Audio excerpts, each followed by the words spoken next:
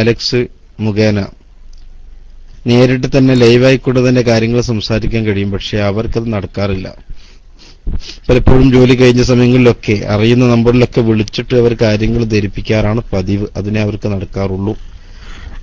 ഏറ്റവും കൂടുതൽ നമ്മളെക്കാൾ കൂടുതൽ കാര്യങ്ങൾ ശ്രദ്ധിക്കുകയും മനസ്സിലാക്കുകയും ചെയ്യുന്നതായ ഒരുപാട് ആളുകൾ റേഡിയോ ശ്രോതാക്കളെ കൂട്ടത്തിലുണ്ട്. പല ടൈമുകളും പല ക്ലാസ്സുകളെ കുറിച്ചും അവർ നമ്മോട് ഇങ്ങനെ പറഞ്ഞു തരാറുണ്ട്. ഇന്ന സമയത്ത് ഇന്ന ക്ലാസ്, ഇന്ന സമയത്ത് ഇന്ന രൂപത്തിലെടുത്ത ക്ലാസ് എന്നൊക്കെ പറഞ്ഞിങ്ങനെ പരിചയപ്പെടുത്തി തരാറുണ്ട്.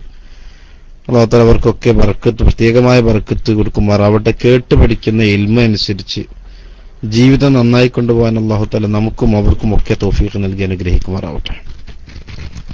സുഹൃത്തുക്കളെ, കഴിഞ്ഞ ദിവസങ്ങളിൽ നമ്മൾ ഒരുപാട് വിഷയങ്ങൾ പറഞ്ഞ കൂട്ടത്തിൽ പറഞ്ഞു വുളു മുറിയുന്ന കാര്യങ്ങളെക്കുറിച്ച്. വുളു മുറിയുന്ന കാര്യങ്ങൾ 4 നമ്മൾ പഠിച്ചു കഴിഞ്ഞതാണ്. ആ ഇടക്കാണ് ആ ക്ലാസ് കഴിഞ്ഞ് അതിന്റെ 2ാമത്തെ ദിവസമാണ് നല്ല ഒരു ചോദ്യം എനിക്ക് വന്നിട്ടുണ്ടായിരുന്നത്. നമ്മൾ ശ്രദ്ധിക്കേണ്ടതായ ഒരു ചോദ്യമാണ് എന്ന് പറഞ്ഞാൽ അതുപോലത്തെ ചോദ്യങ്ങൾ ഇനി ആരും ചോദിച്ചു പോകാതിരിക്കാൻ വേണ്ടിയാണ്. ചോദിച്ചാളെ കുറ്റം പറയുകയല്ല. എങ്ങനെയാണ് ചോദ്യം എന്നറിയോ? ഒരു ഭർത്താവ് വീട്ടിലേക്ക് കയറി വന്നു. ഭർത്താവ് കയറി വന്ന പാടെ വെള്ളം ചോദിച്ചു ഭാര്യയോട്. ഭാര്യ പെട്ടെന്ന് മധുരമിട്ട ഒരു എന്തെങ്കിലും കലക്കി, ഇപ്പൊ ഗൾഫിലൊക്കെ ആണെങ്കിൽ ടാങ്ക് പോലത്തെ എന്തെങ്കിലും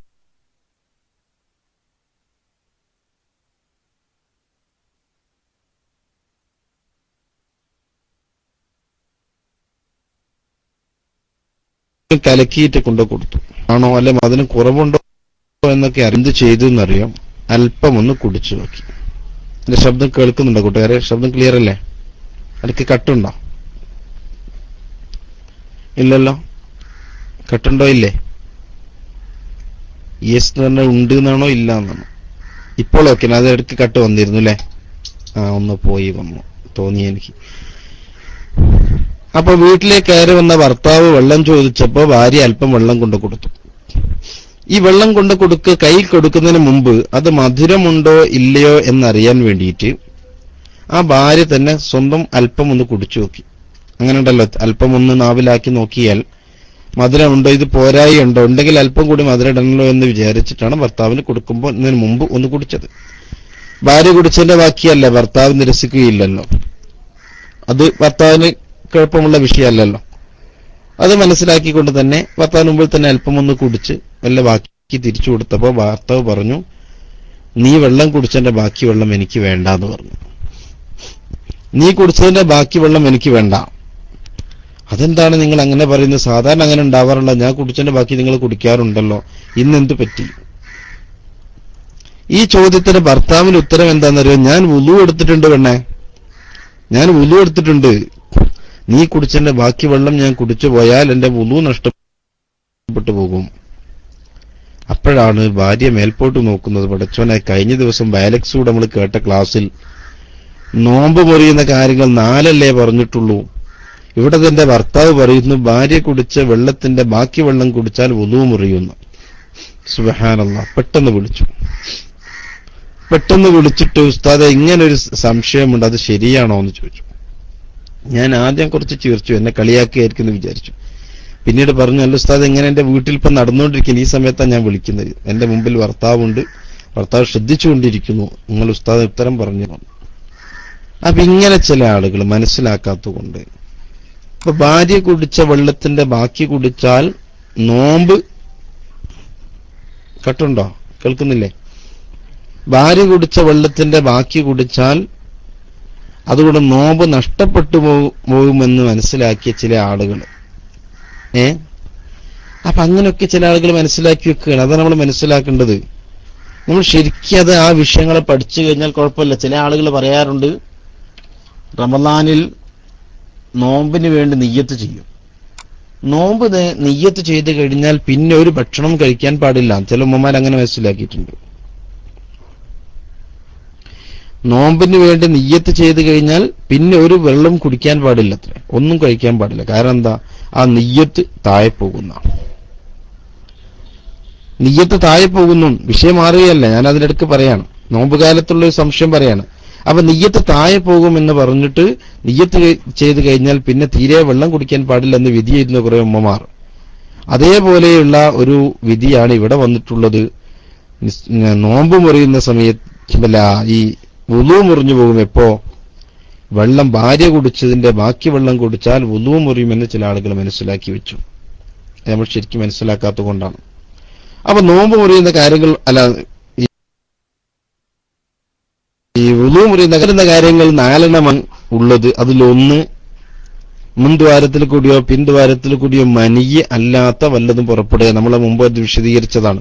അറിയാത്തവർ ആ ലിങ്ക് എടുത്ത് കേട്ടാൽ മനസ്സിലാവും. രണ്ടാമത്തെ ഉറക്കം, ഭ്രാന്ത്, ബോധക്ഷയം പോലത്തെ എന്തെങ്കിലും വിഷയങ്ങൾ കൊണ്ട് ബുദ്ധി നഷ്ടപ്പെട്ടു പോവുക. അതാണ് മൂന്നാമത് നമ്മൾ പഠിച്ച വിഷയം. മൂന്നാമത്തെ വുളു മുറിയുന്ന കാര്യം എന്താണ്? മുൻകൈന്റെ പള്ള കൊണ്ട് മനുഷ്യന്റെ ഗുഹ്യസ്ഥാനം തൊടുക എന്നാണ്. മുൻകൈന്റെ പള്ള കൊണ്ട് തൊട്ടാലേ, അത് ഗുഹ്യസ്ഥാനം തന്നെ തൊട്ടാലേ വുളു മുറിയുന്നുള്ളൂ. എല്ലാ സ്ഥലങ്ങളും തൊട്ടാലും വുളു മുറിയുന്നില്ല. അതിന്റെ മഖാമു ശരീഫായ സ്ഥലങ്ങൾ തൊടണം. ആ തൊട്ടുപോയാൽ അവിടെ വുളു മുറിയും. 4 പറഞ്ഞു, അന്യവരും വലിയവരുമായ സ്ത്രീ പുരുഷന്മാരുടെ തൊലി തമ്മിൽ ചേരുക. ഇവിടെ നിബന്ധന പറഞ്ഞത് ഒന്ന് അന്യ ആളുകളായിരിക്കണം, രണ്ടാമത് വലിയവരുമായിരിക്കണം. ചെറിയ കുട്ടിയെ തൊട്ടുപോയാൽ വുളു മുറിയുന്നില്ല. ചെറിയൊരു ആൺകുട്ടിയെ ഒരു പെണ്ണ് തൊട്ടാൽ വുളു മുറിയില്ല. ചെറിയൊരു പെൺകുട്ടിയെ വലിയൊരു ആൺകുട്ടി തൊട്ടാലും വുളു മുറിയുന്നില്ല. അവിടെ വലിയവരായിരിക്കണം, അന്യവരായിരിക്കണം. വലിയവർ എന്ന് പറഞ്ഞാൽ ആശ തോന്നുന്ന പെണ്ണ് എന്നാണ് ഇവർ പറഞ്ഞൊരർത്ഥം. ചെറിയ കുട്ടികൾക്ക് തന്നെ പെട്ടെന്ന് കണ്ടാൽ വലിപ്പം തോന്നുന്ന കുട്ടികളുണ്ടാവും. വയസ്സ് ചെറുത് നോക്കണ്ട. കണ്ടാൽ ആശ തോന്നുന്ന പെൺകുട്ടിയാണോ തൊട്ടാൽ വുളു മുറിയും. എന്നാൽ ആശ തോന്നാത്ത ചെറിയ മക്കളെ ഒരു വലിയൊരാളെ തൊട്ടാൽ വുളു മുറിയുന്നില്ല. അപ്പൊ വലിയവരും അന്യവരുമായ സ്ത്രീ പുരുഷന്മാരുടെ തൊലി തമ്മിൽ തൊട്ടാലേ വുളു മുറിയുള്ളൂ. അപ്പൊ വലിയവരായിരിക്കണം, മാത്രമല്ല അന്യവരുമായിരിക്കണം. എങ്ങനെയാണ് അന്യവരും അല്ലാത്തവരും തിരിച്ചറിയുക? അതിനുള്ള മാർഗങ്ങൾ 3 രൂപമുണ്ട്. അതെത്ര വയസ്സെന്ന് കണക്കില്ല, എത്ര വയസ്സ് വരെയുള്ള കുട്ടിയെന്ന് കണക്കില്ല. അത് ചെറിയ കുട്ടിയാണെങ്കിൽ ചില കുട്ടികളെ കണ്ടാൽ ആശ തോന്നുന്ന, കണ്ടാലോ ഒന്ന് തൊട്ടു നോക്കട്ടെ എന്ന് തോന്നുന്ന കുട്ടിയാണോ, എന്നാൽ അതിനെ തൊട്ടാ വുളു മുറിയും. അതേ സമയത്ത് അങ്ങനെയൊന്നും വിചാരങ്ങളൊന്നുമില്ല. ചെറിയ കുട്ടിയാണ്, പകുതി ഒന്നും എത്താത്ത കുട്ടി, അല്ലെങ്കിൽ അതിന് മുകളിലെ കുട്ടി തന്നെ, ഒരു 6, 7, 8 വയസ്സിൽ കുട്ടിയൊക്കെ ആയിക്കോട്ടെ, അതിന് പ്രായപൂർത്തി എത്താത്ത കുട്ടിയാണെന്ന് വിചാരിക്കുക. കണ്ടാൽ അങ്ങനെ ആശ തോന്നുന്ന കുട്ടിയല്ല, അല്ലെങ്കിൽ ആ രൂപത്തിലുള്ള വിചാരങ്ങളുള്ള ആളല്ല നമ്മളെങ്കിൽ തൊട്ടാൽ വുളു മുറിയുന്നില്ല. ഇതോടുകൂടി തൊട്ടാലാണ്, വിചാരങ്ങളോട് കൂടി തന്നെ ഒരു കുട്ടിയെ തൊട്ടുപോയാൽ, ചെറിയ കുട്ടിയാണെങ്കിലും ആശ തോന്നുന്ന കുട്ടിയാണെങ്കിൽ വുളു മുറിയും. അത് പ്രത്യേകിച്ച് വയസ്സ് അവിടെ പറഞ്ഞിട്ടില്ല. പിന്നെ വലിയവനാവുക എന്ന് പറഞ്ഞതിന്റെ തൊട്ട് പിന്നാലെ പറഞ്ഞു അന്യവരാവുക. അന്യ ആളുകളെ തൊട്ടാൽ വുളു മുറിയും. അപ്പൊ അന്യയാള് എന്ന് പറഞ്ഞപ്പോഴാണ് മറ്റൊരാളുടെ ചോദ്യം വന്ന് പിഎമ്മിലൂടെ വന്നിട്ടുണ്ടായിരുന്നത്, ഭാര്യയുടെ ഉമ്മയെ തൊട്ടാൽ വുളു മുറിയുമോ എന്ന്. ഭാര്യ ഉമ്മ അന്യാണോ അല്ലേ? നമുക്ക് പഠിക്കാം. അപ്പൊ അതിനു മുമ്പ് നമ്മൾ അന്യവരാരെ തൊടാൻ പറ്റുന്നവരാരെ തൊടാൻ പറ്റാത്തവരാരെ എന്നൊന്ന് മനസ്സിലാക്കി വെച്ചാൽ ഒരുപക്ഷെ ഈ ചോദ്യങ്ങൾക്കൊക്കെ നമുക്ക് ഉത്തരം കണ്ടെത്താൻ കഴിയും.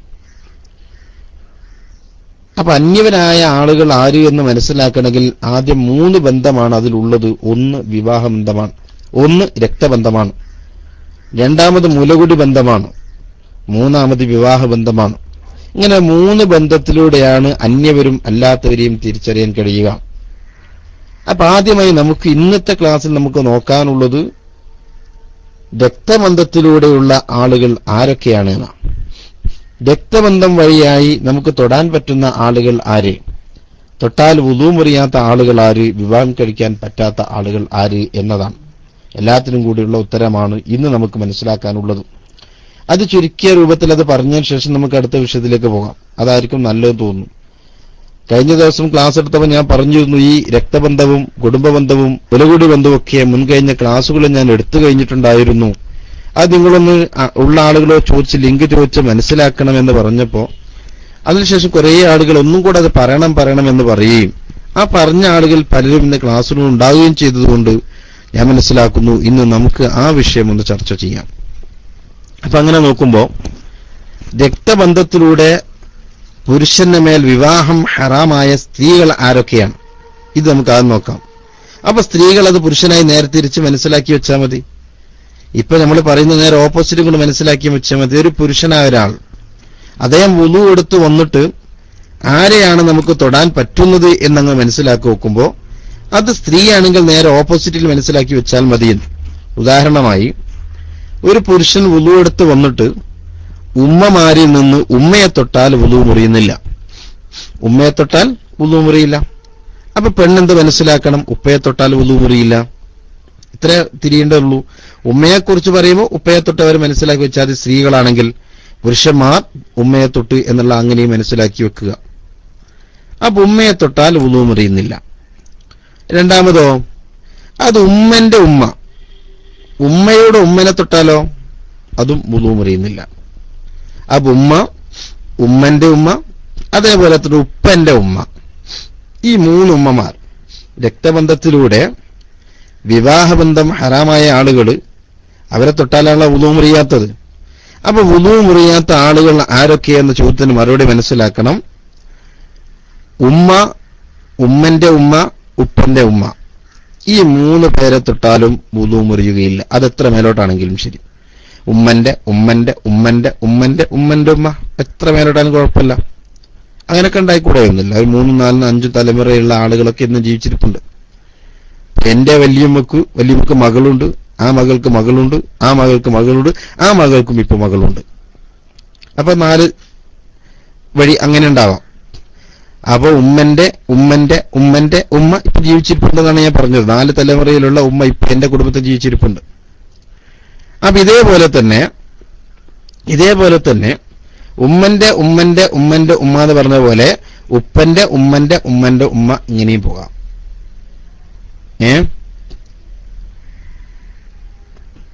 അപ്പൊ ഇവിടെ ഇത് മനസ്സിലാക്കി വെക്കുക. അപ്പൊ ഇൻഷാ അല്ലാഹ് അതിലേക്ക് ഞാൻ വരാം. അപ്പൊ ഉപ്പന്റെ അത് നിങ്ങളിപ്പോ ചോദിച്ചൊരു ചോദ്യം ഉണ്ടല്ലോ ഇവിടെ, ഉപ്പയുടെ ഉമ്മയല്ല വലിയുപ്പയുടെ രണ്ടാമത്തെ ഭാര്യയെ കുറിച്ച്, അത് വിവാഹബന്ധത്തിലൂടെയാണ് പറയാൻ പോകുന്നത്. അപ്പൊ പറഞ്ഞുതരും. ഇവിടെ രക്തബന്ധമാണ് പറയുന്നത്. കെട്ടുബന്ധത്തിലുള്ള ഇൻഷാ അല്ലാഹ് പിന്നീട് പറയും. അവിടെ ഇത് വിശദീകരിക്കാം. നമുക്ക് എല്ലാം കൂടി ഒരുമിച്ചാവണ്ട ക്ഷമിക്കുക. പിന്നെ അവിടെ വിവാഹബന്ധത്തിലൂടെ പറയുന്ന സമയത്ത് നമുക്ക് അതേക്കുറിച്ച് പറയാം. ഇപ്പൊ രക്തബന്ധത്തിലൂടെയുള്ള ആളുകളിലാണ് ഉമ്മമാർ. അത് ഉമ്മ, ഉമ്മന്റെ ഉമ്മ, ഉമ്മന്റെ ഉമ്മന്റെ ഉമ്മ, അങ്ങനെ എത്രയും. അതല്ല ഉപ്പന്റെ ഉമ്മ, ഉപ്പന്റെ ഉമ്മന്റെ ഉമ്മ, അങ്ങനെ എത്രയും അങ്ങോട്ട് പോവാം. അപ്പൊ ഈ ആളുകള് ഈ 3 ഉമ്മമാര്, 3 രൂപത്തിലുള്ള ഉമ്മമാരെ തൊട്ടാൽ വുളു മുറിയുന്നില്ല. പിന്നെ അപ്പൊ ഉമ്മമാര് കഴിഞ്ഞു കേട്ടോ. രക്തബന്ധത്തിലൂടെ ഉമ്മമാര് ഈ 3 ഐറ്റംസ് ആണുള്ളത്. ആ 3 കഴിഞ്ഞു. പിന്നെയുള്ളത് രക്തബന്ധത്തിലുള്ള മകളാണ്. മകൾ ആരൊക്കെയാന്ന് നോക്കുക. ഒന്ന് സ്വന്തം മകൾ, പിന്നെയോ മകന്റെ മകൾ, അത് മകന്റെ മകളെ മകള്, മകന്റെ മകളെ മകളെ മകള്, മകന്റെ മകളെ മകളെ മകള്, ഇങ്ങനെ കുറേ മക്കൾ താഴോട്ടുണ്ടാവും. ആവേശം കൂടിപ്പോയതല്ല, നല്ലതാണ്. അല്ലാഹു തആല ബർക്കത്ത് ചെയ്യുമാറാകട്ടെ. കാരണം ഇൽമു പഠിക്കാനുള്ള ആവേശമല്ലേ, നല്ലതാണ്, നല്ല ആവേശമാണ്. ഏതായിരുന്നാലും മകൾ, മകന്റെ മകൾ, ഇനി മകന്റെ മകളുടെ മകൾ, അങ്ങനെ താഴോട്ട് എത്രയും പോകട്ടോ, കുഴപ്പമില്ല. അതേപോലെ തന്നെ മകളുടെ മകൾ, മകളുടെ മകളുടെ മകൾ, മകളുടെ മകളുടെ മകളുടെ മകൾ, ഇങ്ങനെ താഴോട്ട് നേരെ മേലോട്ട് പോകുന്ന പോലെ ഇങ്ങനെ താഴോട്ട് എത്ര താഴോട്ടാണെങ്കിലും കുഴപ്പമില്ല. അപ്പൊ മക്കളിൽ നിന്നും 3 കൂട്ടറുണ്ട്. ഒന്ന് മകളാണ്, ഒന്ന് മകളുടെ മകളാണ്, ഒന്ന് മകന്റെ മകളാണ്. അപ്പൊ അവർ താഴോട്ട് എത്ര കൂടിയാലും തൊട്ടാലും വുളു മുറിയുന്നില്ല. ആ തല തിരിച്ചും കൊണ്ട് നോക്കിയാൽ മതി. ഇപ്പൊ സ്ത്രീകളാണെങ്കിൽ മകൻ, മകളെ മകൻ, മകളെ മകൻ, അങ്ങനെ മകന്റെ മകൻ എന്നൊക്കെ അങ്ങനെ താഴോട്ട് നോക്കിയാൽ മതി. സ്ത്രീകൾ നേരെ ഓപ്പോസിറ്റ് കൂട്ടിയാൽ മതി. ഇപ്പൊ പറഞ്ഞതിന്റെ നേരെ ഓപ്പോസിറ്റിലെ എതിരായിട്ട് സ്ത്രീകൾ ചിന്തിച്ചാൽ മനസ്സിലാക്കാൻ കഴിയും. അപ്പൊ ഈ പറഞ്ഞപ്പോ ആരൊക്കെ പറഞ്ഞു? ഒന്ന് ഉമ്മമാരാണ്. ശരിക്കും മനസ്സിലാക്കണം. ഉമ്മമാരുടെ കൂട്ടത്തിൽ ഉമ്മ, ഉമ്മന്റെ ഉമ്മ, ഉപ്പന്റെ ഉമ്മ, ബസ് കഴിഞ്ഞു. അവിടെ അങ്ങോട്ട് മേലോട്ട് അത്രയും. പിന്നെ മക്കളെ കൂട്ടത്തിൽ മകള്, മകന്റെ മകള്, മകളുടെ മകൾ, അതെത്ര താഴോട്ടും. അപ്പൊ ഈ 6 ആളുകൾ പറഞ്ഞു. അപ്പൊ ഇവരെ ആരെയും തൊട്ടാൽ വുളു മുറിയുന്നില്ല. ഇനി ആ സംശയവുമായിട്ട് വരാൻ പാടില്ല. മകളെ തൊട്ടാൽ വുളൂരി ഉസ്താദേ ഇല്ല. അപ്പൊ മകളെ തൊട്ടാൽ വുളൂരി ഉസ്താദേ, മകന്റെ മകളാണെങ്കിലോ വുളൂരി ഉസ്താദേ എന്നിനി ചോദിക്കേണ്ട ആവശ്യമില്ല എന്നാണ് പറഞ്ഞതിന്റെ അർത്ഥം. അപ്പൊ ഈ 6 പേരിലും തൊട്ടാൽ വുളു മുറിയുന്നില്ല. ഇനി രക്തബന്ധത്തിലൂടെയുള്ള സഹോദരിമാരാണ് മനസ്സിലാക്കേണ്ടത്. സഹോദരിമാർ, പെങ്ങന്മാർ എന്ന് നമ്മൾ പറയുന്ന സഹോദരിമാർ, നമ്മൾക്കൊന്ന് കാണുന്നൊക്കെ പെങ്ങന്മാരായിരിക്കും. അങ്ങനെയുണ്ട് കുറെ കൂട്ടർ. ആരെ കണ്ടാലൊക്കെ അതെന്റെ പെങ്ങളാ, അതെന്റെ പെങ്ങൾ. എങ്ങനെ പെങ്ങള്? ഇവരെ മൂത്താപ്പന്റെ ഇളാപ്പന്റെ കായന്റെ മോന്റെ അളിയന്റെ മോന്റെ മോളൊക്കെ ആയിരിക്കും ചിലപ്പോൾ. കുറെ അങ്ങോട്ട് പോയിട്ടുണ്ടാവും. എന്നാൽ പറയും അതെന്റെ പെങ്ങളാന്ന് പറയും. ആ പെങ്ങളല്ല, രക്തബന്ധത്തിലൂടെയുള്ള പെങ്ങൾ ഏതാണ്, ഏതാണ് സഹോദരി? അപ്പൊ അതാണ് നമുക്ക് പറയാനുള്ളത്. രക്തബന്ധത്തിലൂടെയുള്ള സഹോദരി ആരാണ്, സഹോദരിമാർ ആരൊക്കെയാണ്? അത് ശ്രദ്ധിച്ചോ. ഒന്ന്, നമ്മുടെ ഉപ്പക്കും ഉമ്മക്കും ഉള്ള മകൾ. എന്റെ ഉപ്പക്കും എന്റെ ഉമ്മക്കുമുള്ള മകൾ എന്റെ നേർപ്പെങ്ങൾ. എന്റെ ഉപ്പക്കും ഉമ്മക്കുള്ളതാണ്, രണ്ടാൾക്കും ഉള്ളത്. ഞാൻ എന്നെ പോലെ തന്നെയാണ് ആ പെങ്ങളും ഉള്ളത്, എന്റെ ശേഷം എന്റെ മോളിലോ ആയിരിക്കും. അതാണ് ഒന്ന്.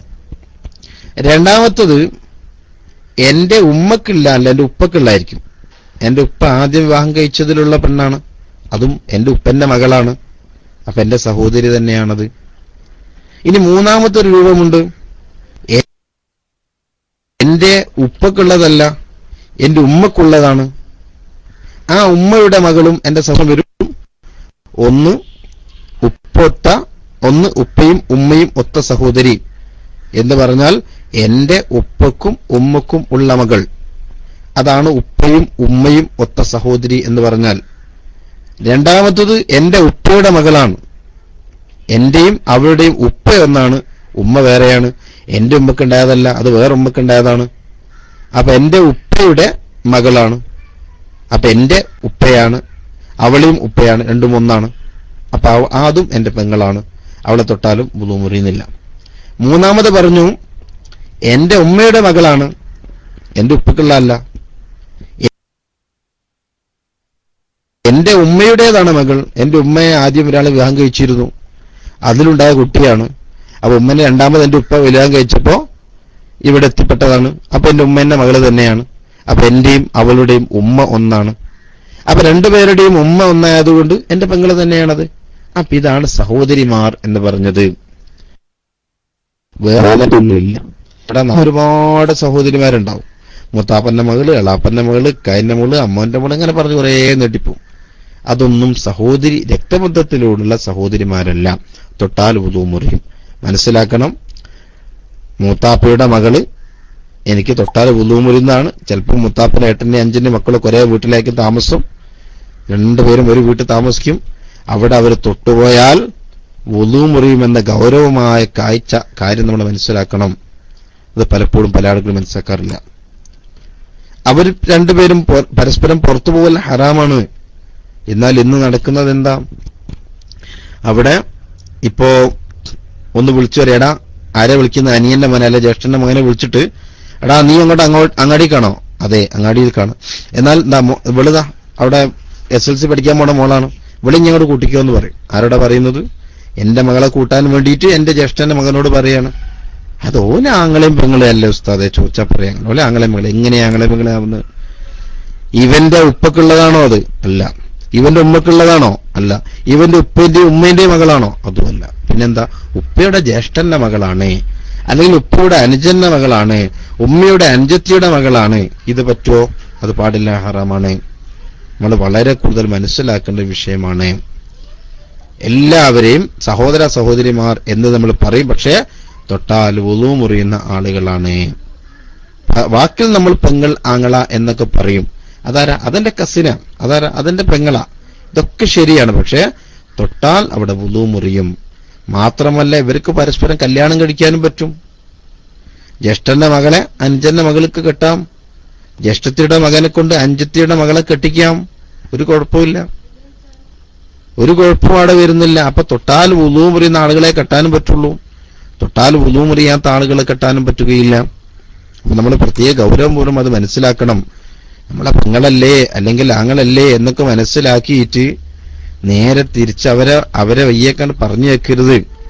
പറഞ്ഞു വെക്കുമ്പോൾ അത് ഹറാമാണ് എന്ന് മനസ്സിലാക്കാൻ തനിച്ച് കൂടെ യാത്ര ചെയ്യാനും പാടില്ല എന്നാണ് ഈ പറഞ്ഞതിന്റെ ആകത്തുക. മുസ്തഫക്ക് ബേജാറുണ്ടോ?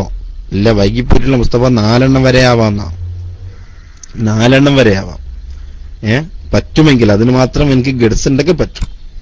അല്ലെങ്കിൽ ഒന്ന് തന്നെ നിർത്തിക്കോ, അതാണ് നല്ലത്. ഉള്ളതിൽ അല്ലാഹ് ബർക്കത്ത് ചെയ്യട്ടെ. അതെന്താവട്ടെ. അപ്പൊ നമ്മൾ പറഞ്ഞ വിഷയത്തിലേക്ക് മാറിപ്പോകുന്നില്ല. അപ്പൊ രക്തബന്ധത്തിലൂടെയുള്ള സഹോദരിമാർ എന്ന് പറഞ്ഞാൽ ഈ 3 രൂപയുള്ളൂ, 4ാമത്തെ രൂപ അല്ല. അപ്പൊ ഇപ്പൊ മൊത്തം എത്ര ആളുകൾ പറഞ്ഞു മനസ്സിലാക്കണം? ഒന്ന് രക്തബന്ധത്തിലുള്ള ഉമ്മമാരെ പറഞ്ഞു, പിന്നെ മക്കളെ വിഷയങ്ങൾ പറഞ്ഞു, പിന്നെ സഹോദരിമാരുടെ വിഷയങ്ങൾ പറഞ്ഞു. ഇനി അടുത്ത പറയാനുള്ള എന്താണെന്നറിയോ? രക്തബന്ധത്തിലുള്ള സഹോദരന്മാരുടെ പെൺമക്കൾ, സഹോദരന്മാർ, ജ്യേഷ്ഠന്റെയും അനുജന്റെയും പെൺമക്കൾ, അതാരൊക്കെയാണ്? അത് ഉമ്മയും ഉപ്പയും ഒത്ത, അതായത് എന്റെ ഉമ്മക്കും ഉപ്പക്കും ഉള്ള എന്റെ അനിയൻ അല്ലെങ്കിൽ എന്റെ ജ്യേഷ്ഠൻ.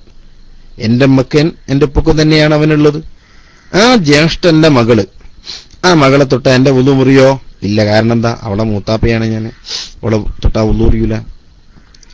ജ്യേഷ്ഠന്റെ മകളെ ഞാൻ തൊട്ടാ വുളു മുറിയില്ല, എന്റെ മകൻ തൊട്ടാ വുളു മുറിയും. വ്യത്യാസം മനസ്സിലാക്കണം.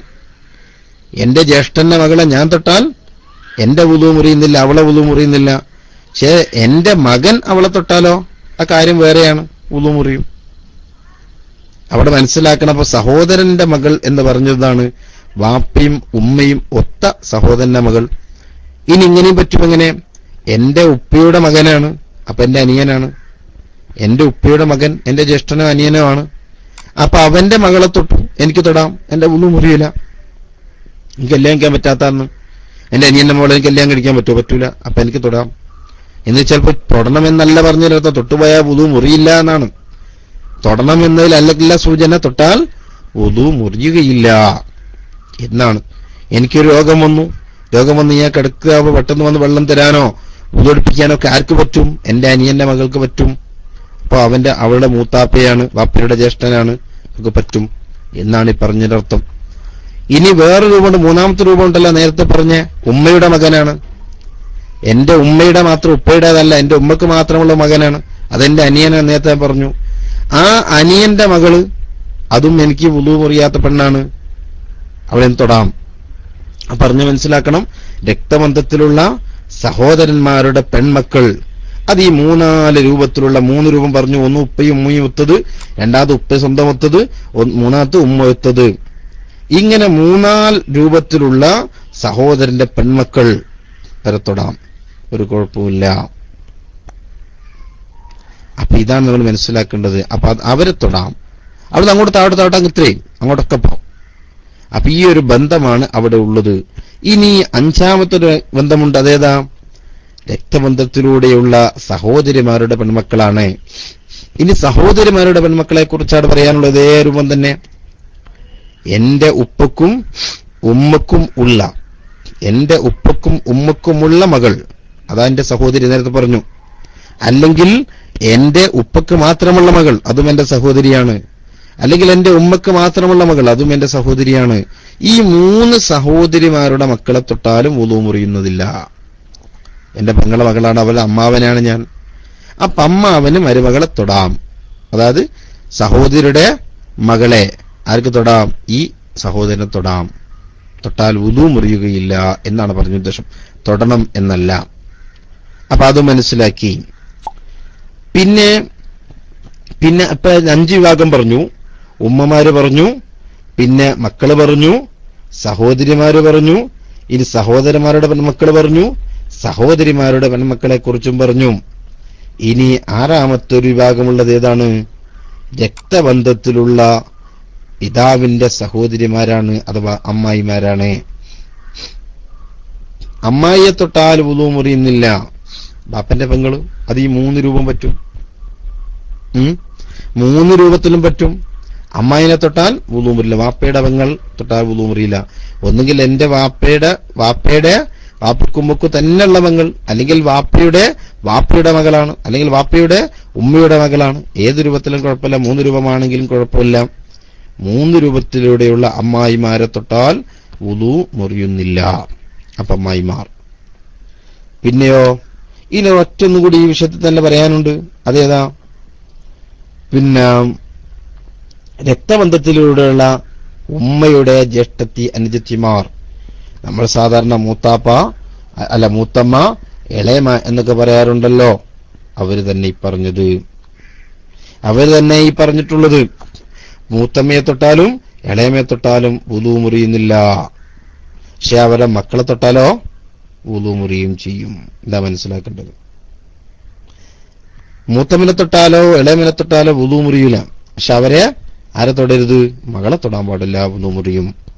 മൂത്തമ്മനെ തൊട്ടാ വുളു മുറിയില്ല, മൂത്തവന്റെ മകളെ തൊട്ടാ വുളു മുറിയും, ഇളാമനെ തൊട്ടാ വുളു മുറിയില്ല, ഇളാമന്റെ മകളെ തൊട്ടാ വുളു മുറിയും. ഇവിടെ വേറെയും ഒന്നുണ്ട്. ഉപ്പന്റെ ഇളയമ മൂത്തമ്മ വിചാരിക്കുക, അവരെയും തൊടാം. ഉപ്പയുടെ നമ്മുടെ ഇളയമ മൂത്തമ്മ അല്ല, ഉപ്പന്റെ ഇളയമയും മൂത്തമ്മയാണ്, എന്നാൽ അവരെ തൊട്ടാലും നമ്മളെ വുളു മുറിയുന്നില്ല. അല്ലെങ്കിൽ ഉമ്മയുടെ ഇളയമയും മൂത്തമ്മയാണ്, അവരെ തൊട്ടാലും വുളു മുറിയുന്നില്ല. നമ്മളെ ഇളയമയും മൂത്തമ്മയും മാത്രമല്ല, ഉപ്പന്റെ ഇളയമയും മൂത്തമ്മയും അല്ലെങ്കിൽ ഉമ്മയുടെ ഇളയമയും മൂത്തമ്മയും ഇവരാരെ തൊട്ടാലും വുളു മുറിയില്ല. വുളു മുറിയാത്ത ആളുകൾ ഒരുപാടുണ്ട്. അപ്പൊ ഇങ്ങനെ 7 വിഭാഗം ആളുകളാണ് തൊട്ടാൽ വുളു മുറിയുകയില്ല എന്ന് പറഞ്ഞ കൂട്ടാർ. മനസ്സിലായല്ലോ? അപ്പൊ ഇത് സ്ത്രീകളുടെ ഭാഗത്ത് ഇപ്പൊ നമുക്ക് പുരുഷന്മാർക്ക് ഇത് പെട്ടെന്ന് ഓടി, പക്ഷെ പെണ്ണുങ്ങൾക്ക് അതങ്ങനെ ഓടിക്കൊള്ളണമെന്നില്ല. പെണ്ണുങ്ങൾക്ക് പെട്ടെന്ന് അതിങ്ങനെ തലതിരിഞ്ഞു പോകും. ഈ മസാല അങ്ങനെയാണ്. ഇപ്പൊ അങ്ങോട്ടും ഇങ്ങോട്ടും ആ കൺഫ്യൂഷൻ വരും, പറഞ്ഞത് എങ്ങനെയാണ്. അപ്പൊ അത് ഒരിക്കൽ കൂടി അവരോട് മനസ്സിലാക്കൊണ്ട് ഒറ്റ വാക്ക് പറയാൻ ശ്രദ്ധിച്ചോളുക. ഇപ്പൊ സഹോദരിമാരെ കുറിച്ച്, ഇപ്പൊ സഹോദരിമാരുണ്ടല്ലേ കൂടുതൽ കേൾക്കുന്ന ആളുകൾ ഉണ്ടാവും. ഈ സഹോദരിമാരുടെ ഭാഗത്തുകൂടെ ചിന്തിക്കുമ്പോ അവർക്ക് ഈ പറഞ്ഞ 7 കൂട്ടർ എങ്ങനെയാണ് വരിക? ഒന്ന്, മകനെ തൊട്ടാൽ വുളു മുറിയില്ല. നിങ്ങൾ മനസ്സിലാക്കി? മകൻ, ഇപ്പൊ പെണ്ണാണ് പറഞ്ഞെങ്കിൽ മകൻ, ഇനി അവളുടെ മകൻ എന്നാൽ അവളെ ആ സഹോദരിയുടെ ആ ഏതാണ് ആ പെണ്ണ് ചിന്തിക്കുന്ന പെണ്ണിന്റെ മകനെ തൊട്ടാ വുളു മുറിയില്ല. അല്ലെങ്കിൽ അവളെ മകളുടെ മകനാണ്, അല്ലെങ്കിൽ അവളിലെ മകന്റെ മകനാണ്, ഇവരാരെ തൊട്ടാലും വുളു മുറിയുന്നില്ല. സഹോദരിമാർക്ക് വേണ്ടി പറയണേ. രണ്ടാമത്തെ, രക്തബന്ധത്തിലുള്ള മാതാവ്, നേരത്തെ പറഞ്ഞു ഇവിടെ രക്തബന്ധത്തിലുള്ള പിതാവ് എന്ന് കൂട്ടിയാൽ മതി. ഒന്ന് ഓളെ വാപ്പ, അല്ലെങ്കിൽ അവളെ വാപ്പയുടെ വാപ്പ, അല്ലെങ്കിൽ അവളെ ഉമ്മയുടെ വാപ്പ, ഇവരെ തൊട്ടാലും വുളു മുറിയില്ല. സഹോദരന്മാരെങ്ങനെ?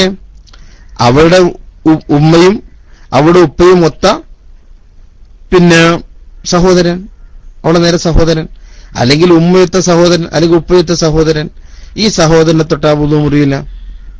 അവളെ ആങ്ങളെ തന്നെ, സ്വന്തം വാപ്പയ്ക്കും ഉമ്മക്കുള്ളതാണ്, അല്ലെങ്കിൽ ഉമ്മക്കുള്ളതാണ്, അല്ലെ വാപ്പക്കുള്ളതാണ്. ഈ ആങ്ങളെ തൊട്ടാൽ വുളു മുറിയുന്നതല്ല. പിന്നെ എളാപ്പ മൂത്താപ്പമാരെ തൊട്ടാ വുളു മുറിയില്ല. അവളെ എളാപ്പ, വാപ്പയുടെ അഞ്ചൻ, വാപ്പയുടെ ജ്യേഷ്ഠൻ, ഇവരെ തൊട്ടാലൊന്നും വുളു മുറിയില്ല. പിന്നെ അതേപോലെ തന്നെ അമ്മാവന്മാർ, നേരത്തെ അമ്മായി പറഞ്ഞു, അതിന് പകരമായിട്ട് അമ്മാവന്മാരെ തൊട്ടാ വുളു മുറിയില്ല. ഉമ്മയുടെ ആങ്ങളമാരെ തൊട്ടാൽ വുളു മുറിയുന്നില്ല. അത് ഈ 3 ബന്ധത്തിലൂടെയും പറ്റൂട്ടോ. ഉമ്മയുടെ ആങ്ങള എന്നൊക്കെ പറയും, അമ്മമാരിതൊക്കെ പറയുമ്പോ ഒക്കെ അവിടെ 3 ബന്ധമുണ്ട്. ഒന്നുകിൽ ഉപ്പക്കും ഉമ്മക്കും ഉള്ളത്, അല്ല ഉമ്മക്ക് മാത്രമുള്ളത്, അല്ലെങ്കിൽ ഉപ്പക്ക് മാത്രമുള്ളത്, 3 രൂപം പറ്റും. അപ്പോ അമ്മാവന്മാരെ തൊട്ടാ വുളു മുറിയില്ല.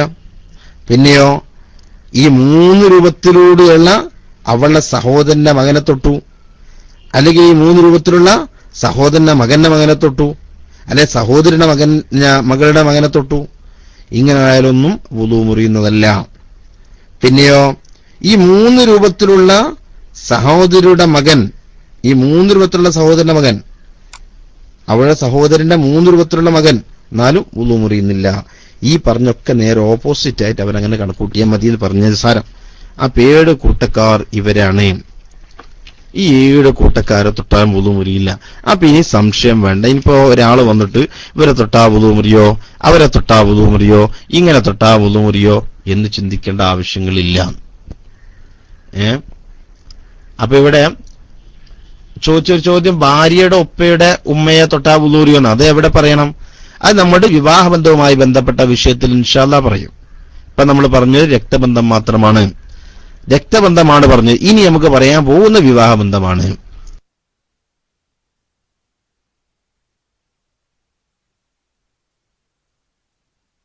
രണ്ടാമത് പറയാൻ പോകുന്നത്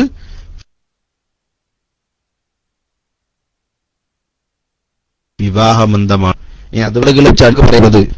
അപ്പൊ നേരത്തെ നമ്മൾ അമ്മായിമേനെ തൊട്ടാ വുളു മുറിയോ, അമ്മായിമേനെ മോനെ തൊട്ടാ വുളു മുറിയോ എന്നൊക്കെ നമുക്ക് പിന്നീട് ചിന്തിക്കാവുന്നതാണ്. ഇത് കഴിഞ്ഞ ശേഷം നിങ്ങളതിനെ മനസ്സിലാക്കുക. പറ്റുന്നുണ്ടെങ്കിൽ ഓക്കെ, പറ്റൂല്ലെങ്കിൽ അങ്ങനെ. എനിക്കിവിടെ സൗണ്ട് ക്ലിയർ അല്ലായി വരുന്നുണ്ടോ? സ്ക്രീന് ക്ലിയർ ആക്കാൻ ഞാൻ പറയുന്നുണ്ട്. ഇടയ്ക്കിടയ്ക്ക് ഞാൻ ക്ലീൻ ചെയ്യുന്നുണ്ട്. പക്ഷെ ഇവിടെ നെറ്റിന്റെ പ്രോബ്ലം ആണോ എന്നറിയില്ല. ഇവിടെ നെറ്റിന് പ്രശ്നമൊന്നും കാണുന്നില്ല. എന്തോ ഇടയ്ക്ക് നമ്മുടെ ബാലക്സിന്റെ വയറുവേദന വന്നാലും അങ്ങനെ തന്നെയാണ്. ഇടയ്ക്കൊരു വയറുവേദനയും ഇപ്പൊ കാലാവസ്ഥ ഒക്കെ എങ്ങനെയാണ്? ഇപ്പൊ നല്ല വെയിലാണ്. നല്ല വെയിൽ വരുന്നത് കൊണ്ട് ചിലപ്പോ ഇങ്ങനൊക്കെ വരാം. ജലദോഷവും തലവേദനയും ഒക്കെ വരുന്ന സമയം. അതുകൊണ്ട് നമ്മൾ ബാലക്സിന് ഒരു തലവേദന വന്നാൽ പിന്നെ പറഞ്ഞിട്ട് കാര്യമല്ലല്ലോ. ഇനി നോക്കുക, ഇനി വിവാഹബന്ധത്തിലൂടെയുള്ള കാര്യം പറയാം അല്ലെ. അതല്ലേ നമുക്ക് ഇനിയടുത്ത് രക്തബന്ധം കഴിഞ്ഞു. രക്തബന്ധം കഴിഞ്ഞാൽ പിന്നെ നമുക്ക് എന്ത് ചെയ്യാം, വിവാഹബന്ധത്തിലേക്ക്, അതാണുള്ള കൂടുതൽ ചോദ്യങ്ങൾ വരുന്നത്. ഇത് കഴിഞ്ഞിട്ട് നമുക്ക് മുലകുടി ബന്ധത്തിലേക്ക് കടക്കാം. മുലകുടി ബന്ധം പിന്നെ കൂടുതലും അങ്ങനെ കണ്ടുവരാത്തതുകൊണ്ട് അത് അവസാനം പറയാം. ഇനി വിവാഹബന്ധം അതെങ്ങനെ, ചിലപ്പോൾ ഇതിന്റെ ഇടയ്ക്ക് ഈ പറയുന്നതിന്റെ ഇടയ്ക്ക് മുലകുടി ബന്ധത്തിലൂടെയുള്ള എന്നൊക്കെ അങ്ങനെ പറയുമ്പോൾ അതെങ്ങനെയാണ് മുലകുടി ബന്ധം എന്നുള്ളത് പിന്നീട് പറഞ്ഞു തരും കേട്ടോ. അപ്പൊ ഞാൻ സംശയം ചോദിക്കാതിരിക്കാൻ വേണ്ടിയിട്ടാ. ചിലപ്പോൾ അങ്ങനെ ഉണ്ടാവും, ഏതാ മുലകുടി ബന്ധം ഉസ്താദെ, അതെങ്ങനെ ഉസ്താദെ എന്നിങ്ങനെ ചോദിച്ച് നമ്മൾ ബുദ്ധിമുട്ടാവണ്ട എന്ന് വിചാരിച്ചിട്ടാണ് അത് പിന്നീട് നമുക്ക് പറയാം. തൽക്കാലം അങ്ങനെ മനസ്സിലാക്കിയാൽ എന്തോന്നാണെന്ന് മനസ്സിലാക്കിയാൽ വെച്ചാൽ അത് പിന്നീട് പറഞ്ഞുതരാം. അപ്പൊ വിവാഹത്തിലൂടെ പുരുഷന്മാരായ ആളുകൾ, പുരുഷന്മാരായ ഓപ്പോസിറ്റ് സ്ത്രീകൾ കൂട്ടിയാൽ മതി. വിവാഹബന്ധം നിഷിദ്ധമായ സ്ത്രീകൾ ആരൊക്കെയാണ്? വിവാഹത്തിലൂടെ പുരുഷന്റെ മേൽ ഹറാമായ സ്ത്രീകൾ ആരൊക്കെയാണ്? അത് 24 ഇനങ്ങളുണ്ട്. കുറച്ചൊന്നല്ല, 24 ഇനമുണ്ട്. അതേതെന്നറിയോ? ഒന്ന് ഭാര്യയുടെ ഉമ്മ, അമ്മായിമ്മ നമ്മൾ പറയുന്നത്, അത് ഭർത്താവിന്റെ ഉപ്പ. ഇങ്ങോട്ട് തിരിച്ചു കൂട്ടിയാൽ മതി. ഭാര്യയുടെ ഉമ്മ എന്ന് പറയുമ്പോൾ ഭർത്താവിന്റെ ഉപ്പ എന്നിങ്ങോട്ട് സഹോദരിമാരെ മനസ്സിലാക്കിയാൽ പെട്ടെന്ന് കഴിയും. രണ്ടാമത് വിശദീകരിക്കേണ്ട ആവശ്യമില്ല. അപ്പൊ അമ്മായിമ്മയെ തൊട്ടാൽ വുളു മുറിയുന്നില്ല. അത് ഭാര്യയുടെ രക്തബന്ധത്തിലുള്ള ഉമ്മയാവാം, അല്ലെങ്കിൽ മുലകുടി ബന്ധത്തിലുള്ള ഉമ്മയാവാം. രണ്ട് ബന്ധത്തിലും ഉമ്മ ഉണ്ടാവും. മുലകുടി ബന്ധം പറയുമ്പോൾ അത് മനസ്സിലാവും എങ്ങനെയാണ് മുലകുടി ബന്ധം ഉണ്ടാവുക എന്ന് പറയും. അപ്പൊ മുലകുടി ബന്ധത്തിലൂടെ ഉമ്മയാവട്ടെ അല്ലെങ്കിൽ രക്തബന്ധത്തിലൂടെ ഉമ്മയാവട്ടെ, എങ്ങനെയായിരുന്നാലും ഭാര്യയുടെ ഉമ്മയെ തൊട്ടാൽ വുളു മുറിയുന്നില്ല. തൊടണം എന്നല്ല. ഇന്നലെ പത്രത്തിൽ നിങ്ങളാരോ വായിച്ചിരുന്നു എന്നറിയില്ല. ഇന്നലെ പത്രത്തിൽ മകളെ പ്രേമിച്ചു, പിന്നെ തള്ളനെ കൊണ്ടുപോയി, മകളെ ഉമ്മയെ കൊണ്ടുപോയി, അങ്ങനത്തെ ഒരു വാർത്ത ഇന്നലെ കണ്ടിരുന്നു. വളരെ കണ്ടിരുന്നു എനിക്കറിയില്ല. അപ്പം പ്രേമിക്കാൻ പോയത് വിചാരിച്ചത് ആരെയായിരുന്നു? മകളെയായിരുന്നു. പക്ഷെ അടച്ചു നിൽക്കുന്നത് മകളെക്കാളും കൂടുതൽ കാണാൻ ചൊർക്ക് അമ്മായിമ്മക്കായി. അപ്പൊ അമ്മായിമ്മനെയും കൊണ്ടുപോകാൻ കഴിച്ചില്ലായി. അങ്ങനെ ചില ഞരമ്പ് രോഗികളായ ആളുകളുണ്ടല്ലോ, അത് നമ്മൾക്ക് കാത്തുരക്ഷിക്കുമാറാവട്ടെ. അപ്പൊ ഈ അമ്മായിമ്മനെ തൊട്ടാൽ വുളു മുറിയില്ല. അത് പലർക്കും അറിയില്ല കേട്ടോ. ചില ആളുകളൊക്കെ വുളു എടുത്ത് വന്നിട്ട് മരുമക്കളൊക്കെ വീട്ടിലുണ്ടെങ്കിൽ വളരെ നിങ്ങൾ ഏസം അങ്ങോട്ട് പറയും, ഞാൻ അങ്ങോട്ട് പോട്ടെ, ഞാൻ തൊട്ട് പോയാലോ എന്നൊക്കെ പറയും. അത് മനസ്സിലാക്കാത്തതുകൊണ്ടാണ്. മകളെ ഭർത്താവിനെ തൊട്ടാലേ വുളു മുറിയില്ല എന്ന് അമ്മായിമ്മ അങ്ങനെ മനസ്സിലാക്കിയാൽ മതി. എന്റെ ഭാര്യയുടെ ഉമ്മനെ തൊട്ടാൽ വുളു മുറിയില്ല എന്ന് ഇയാളും അങ്ങനെ മനസ്സിലാക്കിയാൽ കാര്യം പെട്ടെന്ന് മനസ്സിലാവും. അപ്പൊ അമ്മായിമ്മനെ തൊട്ടാൽ വുളു മുറിയില്ല. ഇനി അമ്മോശന്റെ ഉമ്മനെ തൊട്ടാലോ? അമ്മോശന്റെ അമ്മ എന്നാലും വുളു മുറിയില്ല എന്നാ. ഭാര്യയുടെ ഉമ്മനെ മാത്രമല്ല, ഭാര്യയുടെ പിതാവുണ്ടല്ലോ, ആ പിതാവിന്റെ ഉമ്മ, അത് അമ്മോശൻ കാക്കാന്റെ ഉമ്മ, അതിനെ തൊട്ടാലും വുളു മുറിയില്ല.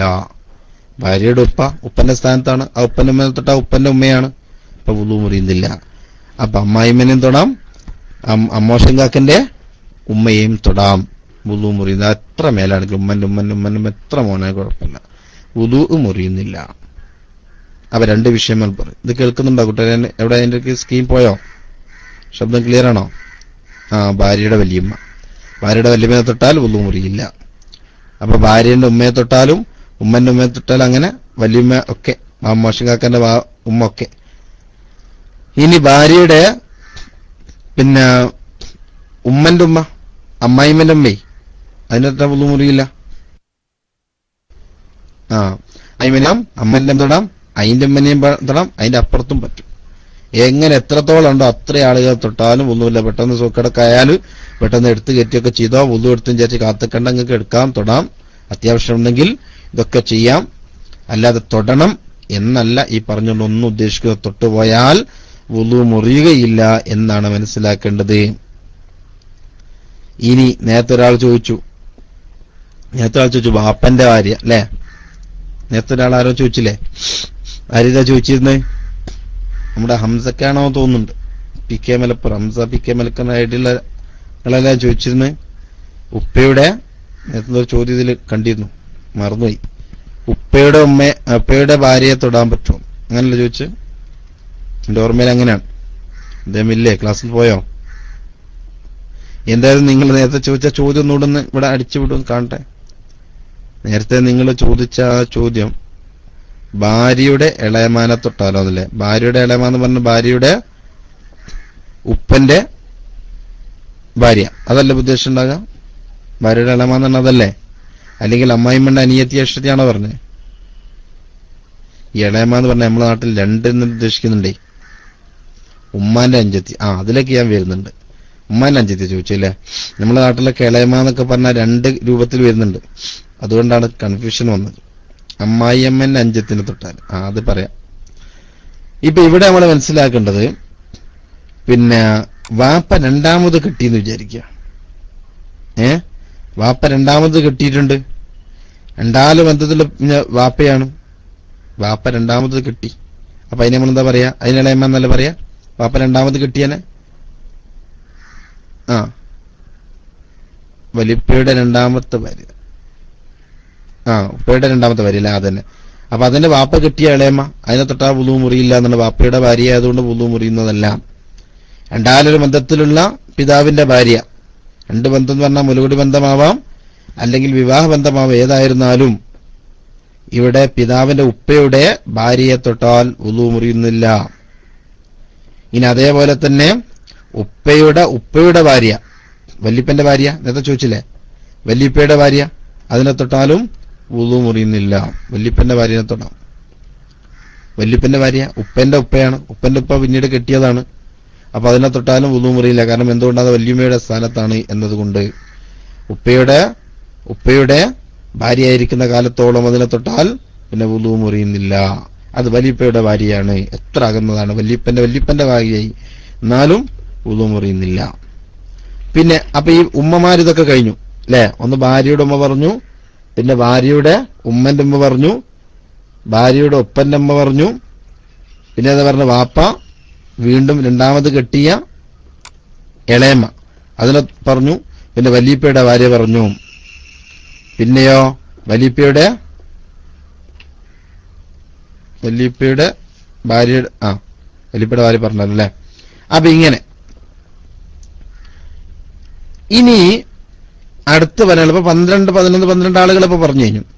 ഇനി പറയാനുള്ളത് എന്താ? ഭാര്യയുടെ ഉപ്പന്റെ രണ്ടാമത്തെ ഭാര്യയെ തൊട്ടാൽ വുളു മുറിയും. ഭാര്യയുടെ ഉപ്പയുടെ രണ്ടാമത്തെ ഭാര്യ, ഭാര്യയുടെ ഉപ്പയുടെ രണ്ടാമത്തെ ഭാര്യ പറഞ്ഞാൽ അതിനല്ലേ ഈ പറഞ്ഞേ അല്ലേ? അതല്ലേ നേരത്തെ പറഞ്ഞേ? ഭാര്യയുടെ ഉപ്പയുടെ രണ്ടാമത്തെ ഭാര്യ. അപ്പൊ അതങ്ങനെ അമ്മായിമ്മന്റെ അല്ലാത്തതില്ലേ? പറയാം, നോക്കാം. അപ്പൊ പറയാം, ഞാൻ പറഞ്ഞ നോക്കട്ടെ. ഈ പറഞ്ഞപ്പോ ഏതൊക്കെ നമ്മൾ പെട്ടു? ഒന്ന് പിന്നെ വാപ്പ കെട്ടിയ ഇളയമ്മ, രണ്ടാല് ബന്ധത്തിലുള്ള പിതാവിന്റെ ഭാര്യ ഇളയമ്മ നമ്മൾ പറയാറുണ്ട്, അതിനെ തൊട്ടാ വുളു മുറിയില്ല എന്ന് പറഞ്ഞു. പിന്നെ വാപ്പന്റെ ഭാര്യ അഥവാ വല്യപ്പയുടെ ഭാര്യ, അത് വല്യപ്പന്റെ ഭാര്യ, എത്ര ആളും കുഴപ്പമില്ല, വാപ്പന്റെ ഭാര്യ. പിന്നെ പറഞ്ഞതോ ഉമ്മയുടെ വാപ്പയുടെ ഭാര്യ, അതും വല്യപ്പാണല്ലോ. ഉമ്മയുടെ വാപ്പ എന്ന് പറഞ്ഞ വല്യപ്പാണല്ലോ. ആ വല്യപ്പന്റെ ഭാര്യ, ഉമ്മയുടെ വാപ്പയുടെ ഭാര്യ, അതും വല്യപ്പന്റെ ഭാര്യ തന്നെ. അതിനെ തൊട്ടാലും വുളു മുറിയുന്നില്ല. പിന്നെ പറഞ്ഞു, ഇവിടെ ആര് പറഞ്ഞില്ല, ഈ പറയാത്ത ആളുകൾ പിന്നെ നിങ്ങൾ ചോദിച്ചാൽ മനസ്സിലാക്കാം. ഇത് കഴിഞ്ഞാൽ മനസ്സിലാകുമല്ലോ. ഈ പറയാത്ത ആളുകളെ തൊട്ടാ വുളു മുറിയുന്ന മനസ്സിലാക്കി മതി. അപ്പൊ എല്ലാവരും വിശദീകരിക്കുകയാണ്. അപ്പൊ പറയുമ്പോ നിങ്ങൾക്ക് എന്ത് വരും? നേരത്തെ നിങ്ങൾ ചോദിച്ച ഉപ്പയുടെ അമ്മോഷങ്കാക്ക പിന്നെ കെട്ടിയെ തൊടാൻ പറ്റൂല ഇപ്പൊ മനസ്സിലാക്കാം. അപ്പൊ ഇത്രയും കാര്യങ്ങൾ പറഞ്ഞവിടെ വെച്ച് എന്നിട്ട് പറയുന്നു, പിന്നെ പറയുന്നത് മകന്റെ ഭാര്യ, മരുമകൾ എന്ന് പറയൂലേ, മകന്റെ ഭാര്യയെ തൊട്ടാൽ വുളു മുറിയുകയില്ല. പറഞ്ഞുതരാം. നിങ്ങൾ ഈ പറഞ്ഞ് കേട്ടിട്ട് എന്നിട്ട് നിങ്ങൾ ചോദിക്കുക ലാസ്റ്റ്. ഞാൻ എന്താ പറയുമ്പോ പറയാൻ സുഖം കിട്ടും. ഇടയ്ക്ക് ചോദിക്കുമ്പോൾ ഒരു ഹരം കിട്ടില്ല, അതുകൊണ്ടാണ്. ഉത്തരം പറഞ്ഞുതരാം. അപ്പൊ നിങ്ങൾ ഇത് മനസ്സിലാക്കി, ഈ പറയുന്നത് മനസ്സിലാക്കി വെച്ചാൽ അപ്പൊ മനസ്സിലാക്കി, ഈ പറയാത്ത ആളുകളൊക്കെ തൊട്ടാ വുളു മുറിയുന്നത് മനസ്സിലാക്കിയാൽ മതി, എളുപ്പത്തിൽ കഴിയും. ഒരു ബസ് കയറി നോക്കുന്നവരെല്ലാവരും ടിക്കറ്റ് ഒക്കെ മുമ്പിലെടുത്ത് പറഞ്ഞു. അവസാനം കണ്ടക്ടർ ചോദിച്ചെടുത്ത് മുമ്പിലെടുക്കാത്തവരാരുണ്ടോ? എന്നാ എളുപ്പത്തിൽ ആളെ കിട്ടുമല്ലോ. മറ്റു മുമ്പിലെടുത്ത് ഒരു 10 രൂപ ആണ് ഒന്നിച്ചൊരാളെടുത്തതാണ്. അപ്പൊ ചോദിക്കുന്നതൊക്കെ അങ്ങനെ പറഞ്ഞപ്പോ അവസാനം ചോദിച്ചത് ഇങ്ങനെയാണ്, മുമ്പിലെടുക്കാത്തവരാരുണ്ടോന്ന്. അപ്പൊ അതേപോലെ ഇപ്പൊ നമ്മള് തൊടാൻ പറ്റുന്ന ആളുകൾ ഇങ്ങനെ പറഞ്ഞു കഴിഞ്ഞാൽ ബാക്കിയുള്ളവരൊക്കെ പറ്റാത്താണെന്ന് മനസ്സിലാക്കാലോ. അപ്പൊ അതും കൂടെ പറയട്ടെ, എന്നാൽ പെട്ടെന്ന് തിരിയും. അതുകൊണ്ടാ. അപ്പൊ മകന്റെ ഭാര്യയെ തൊട്ടാൽ വുളു മുറിയൂല. മകന്റെ ഭാര്യയെ തൊടാം. കാരണം മകന്റെ ഭാര്യയെ തിരിച്ചങ്ങോട്ട് ചിന്തിച്ചു നോക്കിയാൽ മതി, ഭർത്താവിന്റെ ഉപ്പയാണ്. അത് വുളു മുറിയാൻ നേരത്തെ പറഞ്ഞില്ലേ. അപ്പൊ മകന്റെ ഭാര്യ. പിന്നെ പറഞ്ഞു മുലകുടി ബന്ധത്തിലുള്ള മകന്റെ ഭാര്യയാണെങ്കിൽ അങ്ങനെ തന്നെ. മുലകുടി ബന്ധത്തിലുള്ള ഭാര്യയാണ്, അല്ല മുലകുടി ബന്ധത്തിലൂടെ മകന്റെ ഭാര്യയാണ്, അതിനെ തൊട്ടാലും വുളു മുറിയൂല. നേരെ മകനല്ല, മുലകുടി ബന്ധത്തിലൂടെ അല്ല. എങ്ങനെയാ മുലകുടി ബന്ധം വരിക എന്നുള്ളത് ഇൻഷാ അല്ലാഹ് നമുക്ക് അടുത്ത വിഷയത്തിൽ പറയാം. പിന്നെ ഈ രണ്ട് ബന്ധത്തിൽ, മുലകുടി ബന്ധമാവട്ടെ നേർക്ക് രക്തബന്ധമാവട്ടെ, രണ്ട് ബന്ധത്തിലൂടെയുള്ള മകന്റെ ഭാര്യ, മകന്റെ ഭാര്യയല്ല, മകന്റെ ഭാര്യയാണ്, അതിനെ തൊട്ടാലോ എന്നാലും വുളു മുറിയുന്നില്ല. മകന്റെ ഭാര്യ അതേപോലെ തന്നെയാണ് മകന്റെ ഭാര്യയും. അതേപോലെ തന്നെ രണ്ടാമൊരു ബന്ധത്തിലൂടെ ഈ രണ്ട് ബന്ധവും പറഞ്ഞ മുലകുടി ബന്ധം അതുപോലെ തന്നെ രക്തബന്ധം, ഈ രണ്ട് ബന്ധത്തിലുള്ള മകളുടെ മകന്റെ ഭാര്യ, മകന്റെ ഭാര്യയെ തൊട്ടു എന്നാലും ഇതില്ല, വുളു മുറിയില്ല. മകളുടെ മകള് അല്ലേ, അതിനെ തൊട്ടാലും ഇതില്ല, വുളു മുറിയുന്നില്ല. അത് നമ്മൾ മനസ്സിലാക്കണം.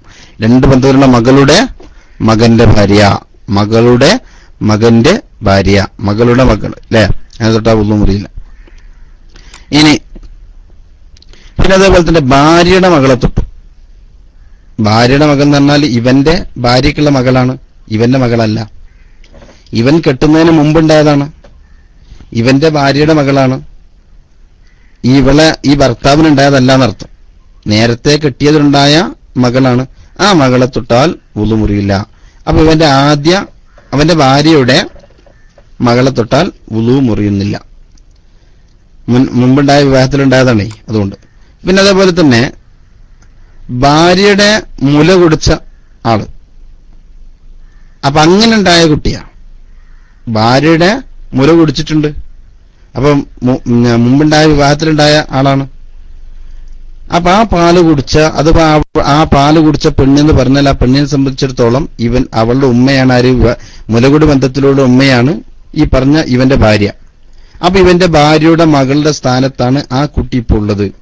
അപ്പൊ അങ്ങനെ നോക്കുമ്പോഴും മുലകുടി ബന്ധത്തിലൂടെയുള്ള അവിടെ മകളെ തൊട്ടാലും ആരുടെ വുളു മുറിയില്ല, ഈ ഭർത്താവിന്റെ വുളു മുറിയുന്നതല്ല. ഇനി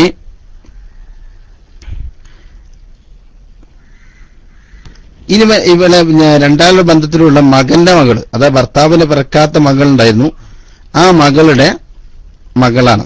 അതിനെ തൊട്ടാലും ആരെ വുളു മുറിയുന്നില്ല, ഇദ്ദേഹത്തെ വുളു മുറിയില്ല. കാരണം എന്താ, ഇവിടെ ഭാര്യയുടെ മകൾ എന്ന് പറഞ്ഞാൽ ഇവന്റെ മകളുടെ സ്ഥാനത്താണ്, ആ മകളുടെ മകളാണ്. അപ്പോൾ ഇവിടെ ഇവന്റെ മകളുടെ സ്ഥാനത്താണ്, അതിനെ തൊട്ടാൽ വുളു മുറിയുന്നില്ല.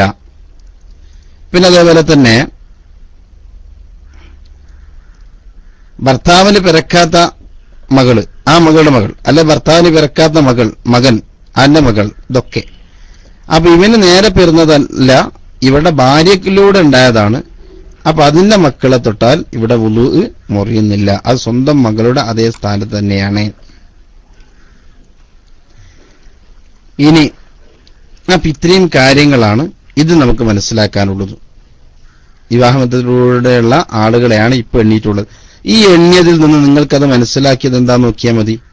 ആ ഉപ്പയുടെ രണ്ടാം ഭാര്യയുടെ ആദ്യ മകളെ തൊട്ടാൽ, അപ്പൊ ചിന്തിച്ചു നോക്കിയാൽ മതി, ഉപ്പയുടെ രണ്ടാം ഭാര്യയുടെ ആദ്യ മകൾ അല്ലേ, ആ പറഞ്ഞ പോലെ എന്തായി, ഉപ്പയുടെ രണ്ടാം ഭാര്യയുടെ ആദ്യ മകൾ എന്ന് പറഞ്ഞാൽ ഈ ഭാര്യയുടെ മകളായി. ഈ ഭാര്യയുടെ മകൾ എന്തെന്ന് പറഞ്ഞ ഇവന്റെ മകളുടെ സ്ഥാനത്താണ്. അപ്പൊ നിങ്ങൾക്ക് ഉത്തരം കിട്ടിയിട്ടുണ്ടാവും ഇല്ലേ? അഹ്മദ് 1968 ഉത്തരം കിട്ടിയില്ലേ? നിങ്ങൾ പറഞ്ഞതിന് ഉത്തരം നിങ്ങൾക്ക് കിട്ടിയോ? കിട്ടിയില്ലേ പറയാം. കിട്ടിയെങ്കിൽ നിങ്ങൾ യെസ് അടിച്ചോളൂ, കിട്ടിയിട്ടുണ്ട്. നിങ്ങളുടെ ചോദ്യം വന്നിരുന്നല്ലോ, ഉത്തരം കിട്ടിയോ? ഇപ്പയുടെ രണ്ടാം ഭാര്യയുടെ ആദ്യ മകളെ തൊട്ടാൽ വുളു മുറിയോ എന്ന് പറഞ്ഞത് ഇവിടെ നിങ്ങൾക്ക് ഉത്തരം കിട്ടിയോ? കിട്ടി. അൽഹംദുലില്ലാ. അതാ പറഞ്ഞത്, കഴിഞ്ഞിട്ട് പറയാന്ന് പറഞ്ഞു. അപ്പൊ അത് സ്വന്തം മകളുടെ സ്ഥാനത്തായതുകൊണ്ട് തൊട്ടാൽ വുളു മുറിയുന്നില്ല. അപ്പൊ ഈ പറഞ്ഞതിലെല്ലാം പെട്ടു. പിന്നെന്താ ഉള്ളത്? ഇവിടെ 1 മുതൽ 18 വരെ നമ്മൾ പറഞ്ഞല്ലേ? ഏതൊക്കെ പറഞ്ഞു? ഭാര്യയുടെ രക്തബന്ധത്തിലുള്ള അത് അമ്മായിമ്മ എന്ന് പറഞ്ഞു, പിന്നെ അമ്മോശന്റെ ഉമ്മ എന്ന് പറഞ്ഞു, പിന്നെ അമ്മായിമ്മയുടെ ഉമ്മ എന്ന് പറഞ്ഞു, പിന്നെ വാപ്പ കെട്ടിയ രണ്ടാം ഭാര്യ ഇളയമ്മ എന്ന് പറഞ്ഞു, പിന്നെ വല്യപ്പയുടെ ഭാര്യ പറഞ്ഞു, പിന്നെ വല്യപ്പയുടെ പിന്നെ അത് ഉമ്മയുടെ ഉപ്പയുടെ അതാ വല്യപ്പയുടെ ആ രൂപത്തിലുള്ള ഭാര്യ എന്ന് പറഞ്ഞു, പിന്നെ മകന്റെ ഭാര്യ മരുമകൾ എന്ന് പറഞ്ഞു, പിന്നെ മുലകുടി ബന്ധത്തിലുള്ള മകന്റെ ഭാര്യ അതാ ആ മരുമകളെ പറഞ്ഞു, പിന്നെ മുലകുടി ബന്ധമോ രക്തബന്ധമോ ഏതായിരുന്നാലും മകന്റെ ഭാര്യയെക്കുറിച്ച് പറഞ്ഞു, പിന്നെ രണ്ടിലേതെങ്കിലും ബന്ധത്തിലുള്ള മകന്റെ ഭാര്യയെക്കുറിച്ച് പറഞ്ഞു. ഇങ്ങനെ ഈ പറഞ്ഞ 18 ആള്, ഇപ്പൊ പറഞ്ഞ 18 കൂട്ടർ അതിൽ പറഞ്ഞു. മൊത്തം ഓരോന്നിൽ 2.5 പേരല്ല, അപ്പൊ 18 കൂട്ടർ പറഞ്ഞു. ഈ 18 വരെ പറഞ്ഞ വിഭാഗം ഉണ്ടല്ലോ, ഇവിടെ വിവാഹം കൊണ്ട് തന്നെ അതായത് സംയോഗത്തിന് മുമ്പ് തന്നെ ഭാര്യ അങ്ങ് തലാക്ക് ചൊല്ലിയാലും, ഭാര്യ തലാക്ക് ചൊല്ലിയെന്ന് വിചാരിക്കാം. സംയോഗം ചെയ്യുന്ന കല്യാണം കഴിച്ചിരുന്നു, പിന്നെ സംയോഗം ചെയ്യുന്നതിന് മുമ്പ് ഭാര്യ എന്ത് ചെയ്തു, തലാക്ക് ചൊല്ലി. എന്നാലും പിന്നീട് ഇവര് ഹറാമ് തന്നെയാണ്. കാരണം അമ്മായിമ്മ ഭാര്യ തലാക്ക് ചൊല്ലിയാലും അമ്മായിമ്മയുടെ സ്ഥാനത്ത് തന്നെയാണ് എന്നർത്ഥം. അമ്മോച്ചന്റെ ഉമ്മയോ അതും അമ്മായിമ്മയുടെ സ്ഥാനത്ത് തന്നെയാണ്. ഭാര്യ നമ്മൾ എടുത്തിട്ടുണ്ടോ അല്ലേ എന്നൊന്നുമില്ല, തലാക്ക് ചൊല്ലിയാലും ചൊല്ലിയില്ലെങ്കിലും ഒക്കെ ആ വിധി പിന്നെ മാറ്റാൻ പറ്റൂല. അതാണ് വലിയ വിഷയമാണ്. ഭാര്യ നമ്മൾ ഉള്ള സമയത്ത് അമ്മായിമ്മ തൊട്ടാ വുളു മുറിയും, ഭാര്യ തലാക്കില്ല വുളു മുറിയില്ല, അല്ല വുളു മുറിയും, അതുവരെ വുളു മുറിയില്ല എന്നല്ല. ആ തൊലാക്ക് ചൊല്ലിയാലും ചൊല്ലിയിട്ടില്ലെങ്കിലും ഒക്കെ ഭാര്യ നമ്മളോട് എടുത്തുണ്ടോ ഇല്ലേ എന്നതൊന്നും ഇവിടെ നോട്ടല്ല. ഈ പറഞ്ഞ വിഭാഗത്തിന് യാതൊരു മാറ്റവും പിന്നീട് ഉണ്ടാകുന്നതല്ല. ഈ പറഞ്ഞ യാതൊരു മാറ്റവും പിന്നില്ല. ഇതങ്ങനെ തന്നെ 1 മുതൽ 18 വരെ ഈ പറഞ്ഞ വിഭാഗം വിവാഹം കൊണ്ട് തന്നെ ഹറാമായി മാറുന്നതാണ്. പിന്നീട് ഒന്നും ചെയ്യാൻ കഴിയില്ല. ഒക്കെ നല്ലപോലെ ശ്രദ്ധിക്കേണ്ട മസലകളാണ്. പിന്നെ ഇവിടെ നിന്ന് അങ്ങോട്ടുള്ള ആരൊക്കെ പറഞ്ഞു, ഭാര്യയുടെ 2 ബന്ധത്തിലുള്ള മകന്റെ മകള്, അതാ ഭർത്താവിന് പിറക്കാത്ത മകള്, പിന്നെ അതുപോലെ ഭർത്താവിന് പിറക്കാത്തവളുടെ മകള് എന്നൊക്കെ പറഞ്ഞല്ലോ. പിന്നെ അവളെ ഭാര്യയുടെ മകളുടെ മകള്, ഭാര്യയുടെ മകന്റെ മകള് എന്നൊക്കെ പറഞ്ഞല്ലോ. ഈ പറഞ്ഞതോ ഇത് ഭാര്യയുമായി സംയോഗത്തിൽ ഏർപ്പെട്ടെങ്കിൽ മാത്രമേ ഹറാമാന്നുള്ളൂ. ഭാര്യയിൽ കല്യാണം നിക്കാഹ് കഴിഞ്ഞു, കൂട്ടിക്കൊണ്ടുപോയിട്ടില്ല, അല്ലെങ്കിൽ കൂട്ടിക്കൊണ്ടുപോയി സംയോഗം നടന്നിട്ടില്ല, ഇതിനു മുമ്പ് തന്നെ ഭാര്യ ഞങ്ങൾ തലാക്ക് ചൊല്ലിയെന്ന് വിചാരിക്കുക. അങ്ങനെ തലാക്ക് ചൊല്ലിയാൽ വേണമെങ്കിൽ ഇവന് ഇവളെ ഭാര്യയുടെ മകളമാണെങ്കിൽ കെട്ടാം. ഇവനൊരു പെണ്ണിനെ കണ്ടു, പെണ്ണിനെ കാണാൻ വേണ്ടി ചെന്നപ്പം പറഞ്ഞു അവൾക്കൊരു മകളുണ്ട്, അവൾക്ക് വലിയൊരു മകളുണ്ട്. അപ്പം അവന് ഏതായാലും ഇവളെ കെട്ടാൻ വേണ്ടി വിചാരിച്ചു, മകളെ അല്ല ഇവനെ കെട്ടാൻ വേണ്ടി വിചാരിച്ചു. നിക്കാഹ് കഴിഞ്ഞു. നിക്കാഹ് കഴിഞ്ഞപ്പോഴാണ് ഇവ മനസ്സിലാക്കുന്നത് എന്ത്, ഭാര്യയുടെ മകൾ ഇവളെക്കാളും നല്ല കാണാൻ രസമുള്ള, അപ്പൊ അവളെ കെട്ടിയപ്പോ എന്താ കുഴപ്പം എന്നൊരു തോന്നൽ, ഇവര് ചിന്ത വന്നു. അങ്ങനെ ഇവളങ്ങോട്ട് തലാക്ക് ചൊല്ലി. സംയോഗം നടന്നിട്ടില്ലായിരുന്നു, തലാക്ക് ചൊല്ലിക്കഴിഞ്ഞു. തലാക്ക് ചൊല്ലിക്കഴിഞ്ഞാൽ പിന്നെ ഇവന് വേണമെങ്കിൽ ഭാര്യനെ ഇവളെ ഒഴിവാക്കിയിട്ട് ഇവളെ മകളെ കെട്ടാവുന്നതാണ്. ഇവിടെ സമ്മതിക്കില്ല എന്നതല്ല നമ്മുടെ ചോദ്യം. ഇവിടെ മകളെ കെട്ടാവുന്നതാണ്. കാരണം എന്താണ്, ഇവിടെ സംയോഗം നടന്നിട്ടില്ല, ഭാര്യ ഭർത്ത ബന്ധം നടന്നിട്ടില്ല എന്നതാണ് ഇവിടെ കാര്യം. ഇനി ഭാര്യയുമായി ബന്ധപ്പെട്ടതിന് ശേഷമാണെങ്കിലോ പിന്നെ പറഞ്ഞിട്ട് കാര്യമല്ല, ഭാര്യയുടെ മകള് ഇവന്റെ മകളുടെ അതേ സ്ഥാനത്ത് തന്നെയാണ്. കൂട്ട ഡി സി ആണ് അല്ലേ? ഞാൻ ഡി സി ആയി പോയിരുന്നു കൂട്ടുകാരെ. കൂട്ട ഡി സി ആണോ ഞാൻ ഡി സി ആണോ? ഞാൻ ഡി സി ആയാലും ഇനി മടങ്ങി വരികയൊന്നുമില്ല കേട്ടോ. കാരണം ഞാൻ ഡി സി ആയിട്ടില്ലല്ലോ. ഞാൻ ഡി സി ആയാലും മടങ്ങി വരൂല, കാരണം എന്റെ ടൈം ആയിട്ടുണ്ട്. അപ്പൊ ഞാനങ്ങ് പോയാൽ പിന്നെ അങ്ങ് ഒരു പോക്കാം, പിന്നെ മടങ്ങി വരുന്ന പരിപാടിയില്ല. കാരണം ഇനി ഒരുപാട് പരിപാടികളുണ്ട്, എന്റെ അടുക്ക് ഒരുപാട് വിഷയങ്ങൾ അങ്ങോട്ടും ഇങ്ങോട്ടും പോകാനൊക്കെ ഉണ്ട്. എന്റെ ക്ലാസ് കഴിഞ്ഞാൽ ഇൻഷാല്ലാ. അപ്പൊ അതുവരെയുള്ള ഈ വിഷയങ്ങൾ നമ്മൾ മനസ്സിലാക്കുക. ഈ പറഞ്ഞത് സംയോഗത്തിൽ ഏർപ്പെട്ടെങ്കിൽ മാത്രമേ അത് ഹറാമുള്ളൂ. സംയോഗത്തിൽ ഏർപ്പെടുന്നതിന് മുമ്പായി ഭാര്യ അങ്ങോട്ട് തലാക്ക് ചൊല്ലിയാൽ ഇവന് വേണമെങ്കിൽ ഭാര്യയുടെ മകളെ വിവാഹം ചെയ്യാവുന്നതാണ്. മനസ്സിലായില്ലേ? അപ്പൊ അതാണ് നമ്മൾ മനസ്സിലാക്കേണ്ടത്. ഇനി അതേപോലെ തന്നെ ഇതിൽ തന്നെ മറ്റൊരു വിഷയം കൂടെ മനസ്സിലാക്കാണ്ട് കേട്ടോ. വിവാഹത്തിലൂടെ തന്നെ സ്ത്രീയുടെ മേല് ഹറാമായ കുറെ പുരുഷന്മാർ വേറുണ്ട്. അതെങ്ങനെയാന്ന് ചോദിച്ചാല്, ഒന്ന് രക്തബന്ധത്തിലോ മുലകുടി ബന്ധത്തിലൂടെ ഉള്ള മകള്, ആ മകളുടെ ഭർത്താവ്, അത് നീ പറഞ്ഞ നേരെ ഓപ്പോസിറ്റ് മരുമകൻ, അത് പിന്നെ പറഞ്ഞല്ലോ, ഈ പറഞ്ഞ നേരെ ഓപ്പോസിറ്റ് കൂട്ടിയാൽ മതി. മരുമകന്, അതുപോലെ മകന്റെ മരുമകന്, മകളുടെ മരുമകന്, പിന്നെ ഭാര്യയുടെ പിറക്കാത്ത മകന്, ഭാര്യയുടെ പിറക്കാത്തവന്റെ മകന്, ഇങ്ങനെ പറഞ്ഞ നേരെ തിരിച്ചാൽ കൂട്ടിയാൽ മതി. ഈ നമ്മളിതോടെ മനസ്സിലാക്കേണ്ട വേറൊരു വിഷയം കേട്ടോ. ഒരു പെണ്ണിനെ കല്യാണം കഴിച്ചു കഴിഞ്ഞാൽ അതോടുകൂടി അവൾ നമ്മുടെ ഭാര്യ ഇരിക്കുന്ന സമയത്ത് നമുക്ക് ഹറാമുള്ള വേറെ കുറെ വിഷയമുണ്ട്. അതേതാണെന്നറിയോ? ഒന്ന്, കാരണം ഒരുമിച്ച് കല്യാണം കഴിക്കാൻ പറ്റാത്ത ആളുകളെ പറഞ്ഞു. ഒന്നെന്താ അറിയോ? ഭാര്യ, നമ്മൾ ഒരാളെ കല്യാണം കഴിച്ചു, അവളുടെ അനിയത്തി അല്ലെങ്കിൽ അവളുടെ ജ്യേഷ്ഠത്തി ഭാര്യയാക്കാൻ പറ്റൂല. ഒരു പെണ്ണ് നമ്മുടെ ജീവിതത്തിലുണ്ട് എങ്കിൽ അവളുടെ ജ്യേഷ്ഠത്തിനെയോ അനിയത്തിയോ നമുക്ക് വിവാഹം കഴിക്കാൻ പാടില്ല. അത് ഹറാമാണ്. അങ്ങനെ കഴിച്ച ആളുകൾ എന്റെ ഓർമ്മയിലുണ്ട്. ജ്യേഷ്ഠത്തിനെയും അഞ്ചത്തിനെയും ഒരുമിച്ച് വെച്ച് നിൽക്കുന്ന ആളുകൾ, അത് ഹറാമാണ്. രണ്ടും നിഷ്ഫലമായി പോകും. രണ്ടും വ്യഭിചാരത്തിന്റെ കുറ്റമാണ് ഉണ്ടാവുക. അപ്പൊ അങ്ങനെ ഉണ്ടാൻ പാടില്ല. ഭാര്യ ഉണ്ടായിരിക്കെ ഭാര്യയുടെ അനിയത്തിനെ കെട്ടാൻ പറ്റില്ല. ഇനി ഒരാൾക്ക് ഭാര്യയുടെ അനിയത്തിനെ കെട്ടണമെങ്കിൽ ഈ ഭാര്യനെ ഒഴിവാക്കിയാൽ മതി. ഭാര്യനെ ഒഴിവാക്കിയ ഭാര്യന്റെ അനിയത്തി കെട്ടാം. രണ്ടും കൂടി ഒരുമിച്ച് പറ്റൂല എന്നാ പറഞ്ഞു. ഭാര്യ മരണപ്പെട്ടുപോയി, എന്നാലും അങ്ങനെ പറ്റും. ഭാര്യ മരണപ്പെട്ടു പോയാൽ ഭാര്യയുടെ അനിയത്തിനെ കെട്ടാം, കുഴപ്പമില്ല. ഭാര്യ ഉണ്ടായിക്കൊണ്ടിരിക്കുന്ന സമയത്ത് ഭാര്യയുടെ അനിയത്തിനെ കെട്ടാൻ പറ്റൂല. അതേപോലെ തന്നെ ഭാര്യ ഉണ്ടായിരിക്കുന്ന സമയത്ത് ഭാര്യയുടെ അമ്മായിനെയും കെട്ടാൻ പറ്റൂല. ഭാര്യയുടെ അമ്മായി എന്ന് പറഞ്ഞാൽ ചിലപ്പോൾ ഇവിടെ അതേ പ്രായമുള്ള അമ്മായിമാരുണ്ടാകുമല്ലോ. അപ്പോ ഇവളെ അമ്മായിയാണ്, ഇവള് ഭാര്യ ഇരിക്കുന്ന സമയത്ത് ഇവിടെ അമ്മായിനെയും കൂടി കെട്ടാൻ പറ്റൂല. ഇവിടെ വാപ്പന്റെ പെങ്ങളും ചിലപ്പോൾ ഇവിടെ അത്രയും വയസ്സില്ലാത്താവാം, അല്ലെ ഇവിടെക്കാണ് വയസ്സ് കൂടിയതാവാം. ഇവന് തോന്നി അവളും കൂടെ എന്റെ ഭാര്യയാക്കട്ടെ, അത് പറ്റൂല. ഭാര്യ ഉണ്ടായിരിക്കെ ഭാര്യന്റെ അമ്മായിന്റെ മകളെ പറ്റൂല. ഇനി അങ്ങനെ വേണമെങ്കിൽ എന്ത് ചെയ്യണം? ഭാര്യനെ ഒഴിവാക്കിയിട്ട് അമ്മായിന്റെ മകളെ കെട്ടാവുന്നതാണ്. ഭാര്യയുടെ അമ്മായിന്റെ മകളെ കെട്ടാം, ഭാര്യയുടെ അമ്മായിനെയും കെട്ടാം. പിന്നെ അത് ഇളയമ മൂത്തമ്മന, ഇളയമ ഭാര്യയുടെ ഇളയമ മൂത്തമ്മ, ഇവരൊന്നും ഭാര്യ ഉണ്ടായിക്കൊണ്ടിരിക്കാൻ പറ്റൂല. ഭാര്യ ഇല്ലെങ്കിലോ ഇവരൊക്കെ പറ്റിച്ചു. അല്ലാത്ത നമ്മുടെ ഭാര്യമാർക്കൊക്കെ ദീർഘായുസ് നൽകുമാറാവട്ടെ, ആമീൻ. നമ്മളൊക്കെ ദുആ ചെയ്യുന്നതാ. ഒരാളെ കണ്ടിട്ട് പെട്ടെന്ന് ഭാര്യ മരിച്ചാൻ ചിന്തിക്കാൻ പാടില്ല. അത് വലിയ തെറ്റാണ്. അല്ലെങ്കിൽ നമുക്ക് ഓരോരുത്തരും കിട്ടിയത് അത് അൽഹംദുലില്ലാഹ് ഏറ്റവും ഹൈറാണെന്ന് വിചാരിച്ചിട്ട്, അതാണ് ലോകത്ത് ഏറ്റവും നമുക്ക് അല്ലാഹു തആല നൽകിയ ഹൈർ എന്ന് മനസ്സിലാക്കിയാൽ മതി. ഭാര്യമാരെ നല്ല പോലെ അങ്ങ് സ്നേഹിച്ചാൽ മതി. ചില ആളുകൾ ഏതെങ്കിലും ഒന്ന് കാണുമ്പോഴേക്ക് യസം നിറം കൂടിയതോ തടിയുള്ളതൊക്കെ കാണുമ്പോഴേക്ക് എനിക്ക് അതിനെ കിട്ടിയാൽ കുഴപ്പമില്ലാന്നൊരു തോന്നൽ വന്നാൽ അവന്റെ കൽബ് മോശമായതുകൊണ്ടാണ് എന്നാ. അല്ലാഹു തആല നമ്മുടെ ഹൃദയമൊക്കെ നന്നാക്കി തരുമാറാവട്ടെ. ഉള്ളത് നല്ല രൂപത്തിൽ, അതിന്റെ വേണ്ടിയ രൂപത്തിൽ വളർത്താൻ നമ്മൾ ശ്രദ്ധിക്കുക. ഉള്ള ഒന്ന് അത് മതി. അത് അതിന്റെ പൊരുത്തത്തിലായിട്ട് എങ്ങനെയാണോ റബ്ബ് നമ്മളോട് പോറ്റാൻ പറഞ്ഞ ആ രൂപത്തിൽ ഒരു പ്രശ്നവുമില്ലാതെ അങ്ങനെ വളർത്താൻ. 2 എണ്ണം വേണ്ട, 3 എണ്ണം വേണ്ട എന്നല്ല പറഞ്ഞത്. 2ഒക്കെ കിട്ടുന്നൊരു ശ്രദ്ധിച്ചോളണം. വളരെ ശ്രദ്ധിച്ചുകൊണ്ടേ ചെയ്യാൻ പാടുള്ളൂ. ഒരു സ്ഥലത്ത് അയില മീൻ വാങ്ങിക്കൊടുത്താൽ മറ്റേ വീട്ടിൽ അയില തന്നെ വാങ്ങണം. അതാണ് കണക്ക്. കാരണം എന്താണെന്നറിയോ? ഒരുത്തിക്ക് കൂടുതലും ഒരുത്തി കുറവും ചെയ്യാൻ പാടില്ല. 2 സ്ഥലത്തും വളരെ കർശനമായിട്ട് എല്ലാ ദിവസവും ഒരു സ്ഥലത്ത് നിൽക്കാൻ പറ്റില്ല. എല്ലായിടത്തും അത് ആദ്യത്താണ്, ഇത് രണ്ടാമത്താണ്. അങ്ങനെ ഒഴിവാക്കാൻ പറ്റില്ല.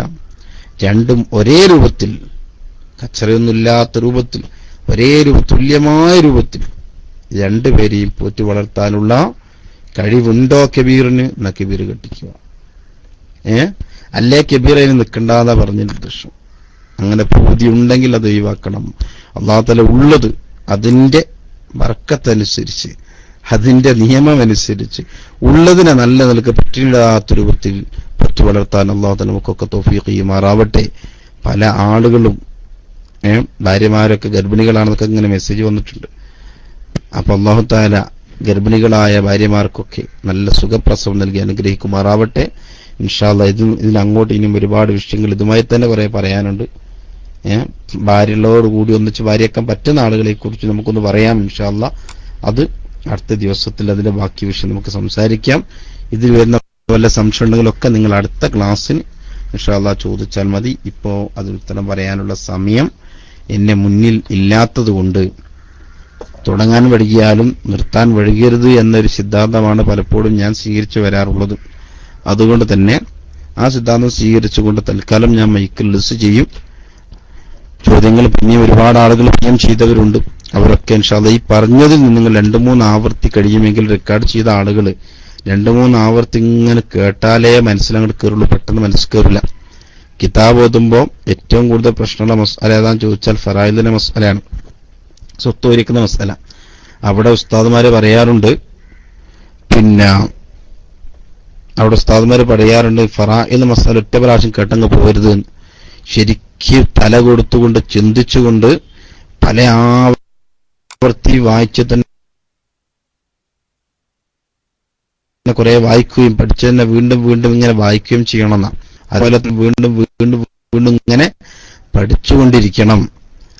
എന്തെങ്കിലും മാത്രമേ മനസ്സിലാകുള്ളൂ. അതുകൊണ്ട് നിങ്ങൾ റെക്കോർഡുള്ള ആളുകൾ അത് വീണ്ടും വീണ്ടും ഒന്ന് കേൾപ്പിക്കുകയോ ചെയ്യാൻ വേണ്ടി ശ്രമിച്ചാൽ അതൊരു പക്ഷേ നമുക്ക് ഹൈറായിരിക്കും. ഈ പറഞ്ഞതിൽ ഞാൻ അറിയാതെ വല്ല പശുവും പറ്റിപ്പോയിട്ടുണ്ട് എന്ന് നിങ്ങൾക്കറിഞ്ഞാൽ ഉടൻ നിങ്ങൾ എനിക്ക് ഈ വിവരം അറിയിച്ചു തരണം. കാരണം മനുഷ്യനാണ് ഈ പറഞ്ഞതിൽ നാവ് ഒളിക്കിയത് കൊണ്ടോ പെട്ടെന്ന് ശ്രദ്ധ മാറിപ്പോണ്ടോ, കാരണം ഒരു PM വരുമ്പോഴേക്ക് ശ്രദ്ധ ചിലപ്പോൾ മാറിപ്പോവും. അങ്ങനെയൊക്കെ ഏതെങ്കിലും ഒരു വിഷയത്തിൽ എവിടെയെങ്കിലും വീഴ്ച വന്നു പോയിട്ടുണ്ട് എങ്കിൽ നിങ്ങളത് എന്നെ ഓർമ്മിച്ച് തരണം എന്നും കൂടെ നിങ്ങളെ ശ്രദ്ധയിൽപ്പെടുത്തുന്നു. കുറെ PM വന്നവർക്കൊന്നും ഇപ്പം മറുപടി ഇൻഷാ അല്ലാഹ് ഞാൻ കൊടുക്കൂല. പിന്നീട് ഇൻഷാ അല്ലാഹ് ഞാൻ ഒഴിവുള്ള സമയത്ത് ഞാനുമായി ബന്ധപ്പെട്ടാൽ അതിലേക്ക് നിങ്ങൾക്ക് മറുപടി തരും. അല്ലാഹു തആല നമുക്കൊക്കെ നല്ലത് മനസ്സിലാക്കി ജീവിക്കാനുള്ള തൗഫീഖ് ചെയ്യുമാറാവട്ടെ. നല്ല പോലെ മനസ്സിലാക്കി അല്ലാഹു തആല കൽപ്പിച്ച രൂപത്തിൽ ജീവിക്കാൻ അല്ലാഹു തആല നമുക്കൊക്കെ തൗഫീഖ് ചെയ്യുമാറാവട്ടെ. ദുനിയാവിലും ആഖിറത്തിലൊക്കെ അല്ലാഹു തആല നല്ലവരെ ഉൾപ്പെടുത്തി തരുമാറാവട്ടെ. ജീവിക്കുന്ന സമയത്ത് നല്ല റാഹത്തോടുകൂടി യാതൊരു കടവുമില്ലാതെ ജീവിക്കാൻ അല്ലാഹു തആല നമുക്കൊക്കെ തൗഫീഖ് ചെയ്യുമാറാവട്ടെ. നിങ്ങളൊക്കെ ദുആ ചെയ്യണം. ചെറിയ 1-2 കടങ്ങൾ ഉണ്ട്, അതൊന്ന് വീട്ടിൽ കിട്ടാൻ വേണ്ടിയിട്ട്. തീരെ കടമില്ലാത്തൊരു മനുഷ്യനാണ് ഞാൻ. പക്ഷെ പെട്ടെന്ന് കുറച്ച് വലിയ തുക തന്നെ കടങ്ങളായി വന്നു. ചില സാഹചര്യങ്ങൾ വന്നതാണ്. ഏതായിരുന്നാലും അതൊന്ന് വീടാൻ വേണ്ടി നിങ്ങളൊക്കെ ഒന്ന് ദുആ ചെയ്യണം. നിങ്ങൾ ദുആകളിലൊക്കെ അതൊന്ന് ഉൾപ്പെടുത്തി തരണം. അല്ലാഹു തആല നമ്മുടെ കടങ്ങളൊക്കെ വീട്ടിൽ റാഹത്തായി സന്തോഷത്തോടു കൂടി യാതൊരു ബാധ്യതയുമില്ലാതെ മരിച്ചു പോകാൻ അല്ലാഹു തആല നമുക്കൊക്കെ തൗഫീഖ് ചെയ്യുമാറാവട്ടെ. അല്ലാഹു തആല നമ്മുടെ എല്ലാ വിഷയത്തിലും അല്ലാഹു തആല ബർക്കത്ത് ചെയ്യുമാറാവട്ടെ എന്ന് ദുആ ചെയ്തുകൊണ്ട് തൽക്കാലം മൈക്കിലേസ് ചെയ്യുന്നു. വആഖിറു ദഅവാനാ അൽഹംദുലില്ലാഹി റബ്ബിൽ ആലമീൻ. അസ്സലാമു അലൈക്കും വറഹ്മത്തുള്ളാഹി തആല വബറകാതുഹു.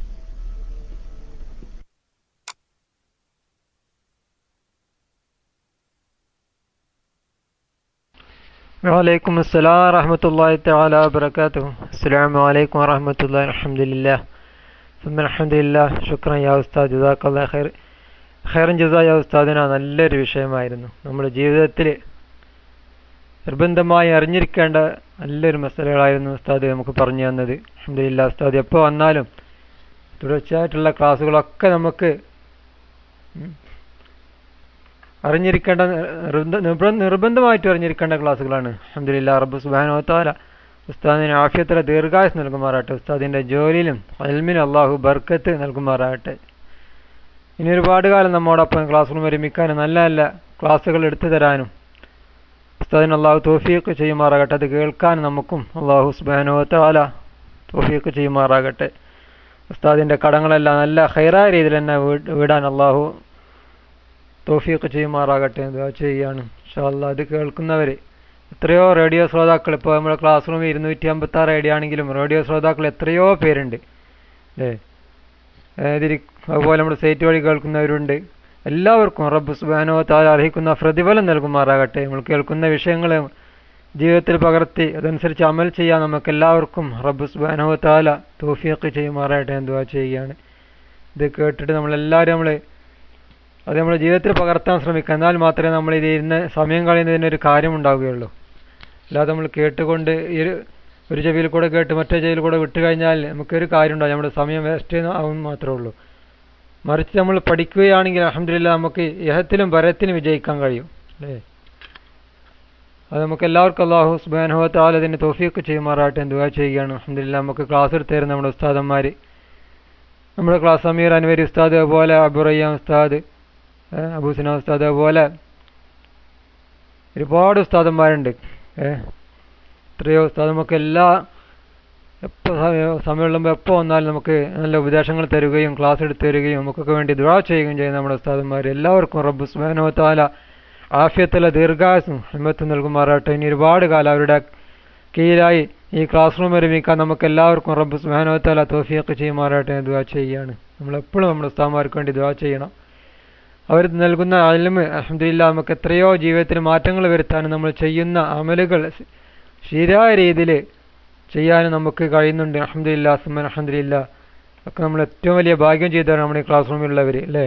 ഇതിൻ്റെ സൗകര്യം കിട്ടാത്ത എത്രയോ സാധുക്കൾ ഇന്നും ഗൾഫ് നാടുകളിൽ കഴിയുന്നുണ്ട്. അതുപോലെ നമ്മുടെ നാട്ടുകളിലുണ്ട് ഇതിൻ്റെ ഈ മൈസ്ര സൗകര്യം ഇല്ലാത്തവർ. അപ്പോൾ അവർക്കൊക്കെ നമ്മളാൽ കഴിയുന്ന ഈ സാഹചര്യം ഒരുക്കി കൊടുത്തു കഴിഞ്ഞാൽ അൽഹംദുലില്ലാ അവർക്ക് കൂടി നമ്മുടെ ഈ നല്ല നല്ല ക്ലാസ്സുകൾ, നമ്മൾ കേൾക്കുന്ന ക്ലാസ്സുകൾ അവർക്കും കൂടി കേൾക്കാൻ ഉപകാരമാകും. അതുകൊണ്ട് നമ്മൾ കഴിയുന്നത് നമുക്ക് അവരുടെ മൊബൈലാണെങ്കിലും അതുപോലെ കമ്പ്യൂട്ടർ ആണെങ്കിലും നമ്മളത് അവർ ഇൻസ്റ്റാൾ ചെയ്ത് കൊടുത്താൽ അൽഹംദുലില്ലാ അവർക്ക് കൂടി ജീവിതത്തിൽ ചെയ്യുന്ന അമലുകൾ തെറ്റുകൂടാതെ ചെയ്യാൻ അവർക്ക് സാധിക്കും. ആ കാര്യം എല്ലാവരും ശ്രദ്ധിക്കുക. റബ്ബ് സുബ്ഹാനഹു വ തആല അതിന് നമുക്ക് എല്ലാവർക്കും തൗഫീഖ് ചെയ്യുമാറാട്ടെ എന്ന് ദുആ ചെയ്യുകയാണ് ഇൻഷാ അല്ലാഹ്.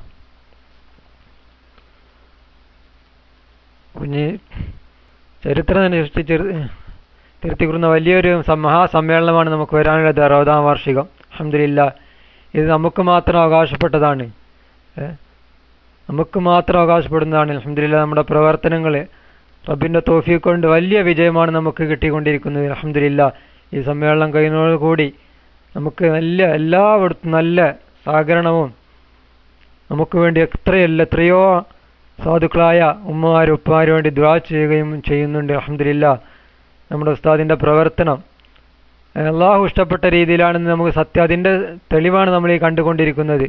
ഏതൊരു സമ്മേളനം വെച്ചാലും എന്ത് വെച്ചാലും നമ്മൾ അൽഹംദുലില്ലാ നമുക്ക് വിജയമാണ് കിട്ടിക്കൊണ്ടിരിക്കുന്നത്. ഉസ്താദിൻ്റെ ആസാം യാത്രയും അതുപോലെ കർണാടക യാത്ര അതുപോലെ കാശ്മീർ യാത്ര എല്ലാം അൽഹംദുലില്ലാ നല്ല വിജയമാണ് നമുക്ക് കിട്ടിക്കൊണ്ടിരിക്കുന്നത്. ഉസ്താദ് എത്രയോ പാവപ്പെട്ടവരെ യതീം മക്കളെയും കൊടുന്ന് അവർക്ക് ഭക്ഷണവും വസ്ത്രവും അതുപോലെ ഇൽമും നൽകിക്കൊണ്ട് അവരെ വളർത്തിയെടുക്കുന്നു. ഇതുപോലെ ഏതൊരു സംഘടനയാണ് ഇങ്ങനെ ചെയ്യുന്നത്?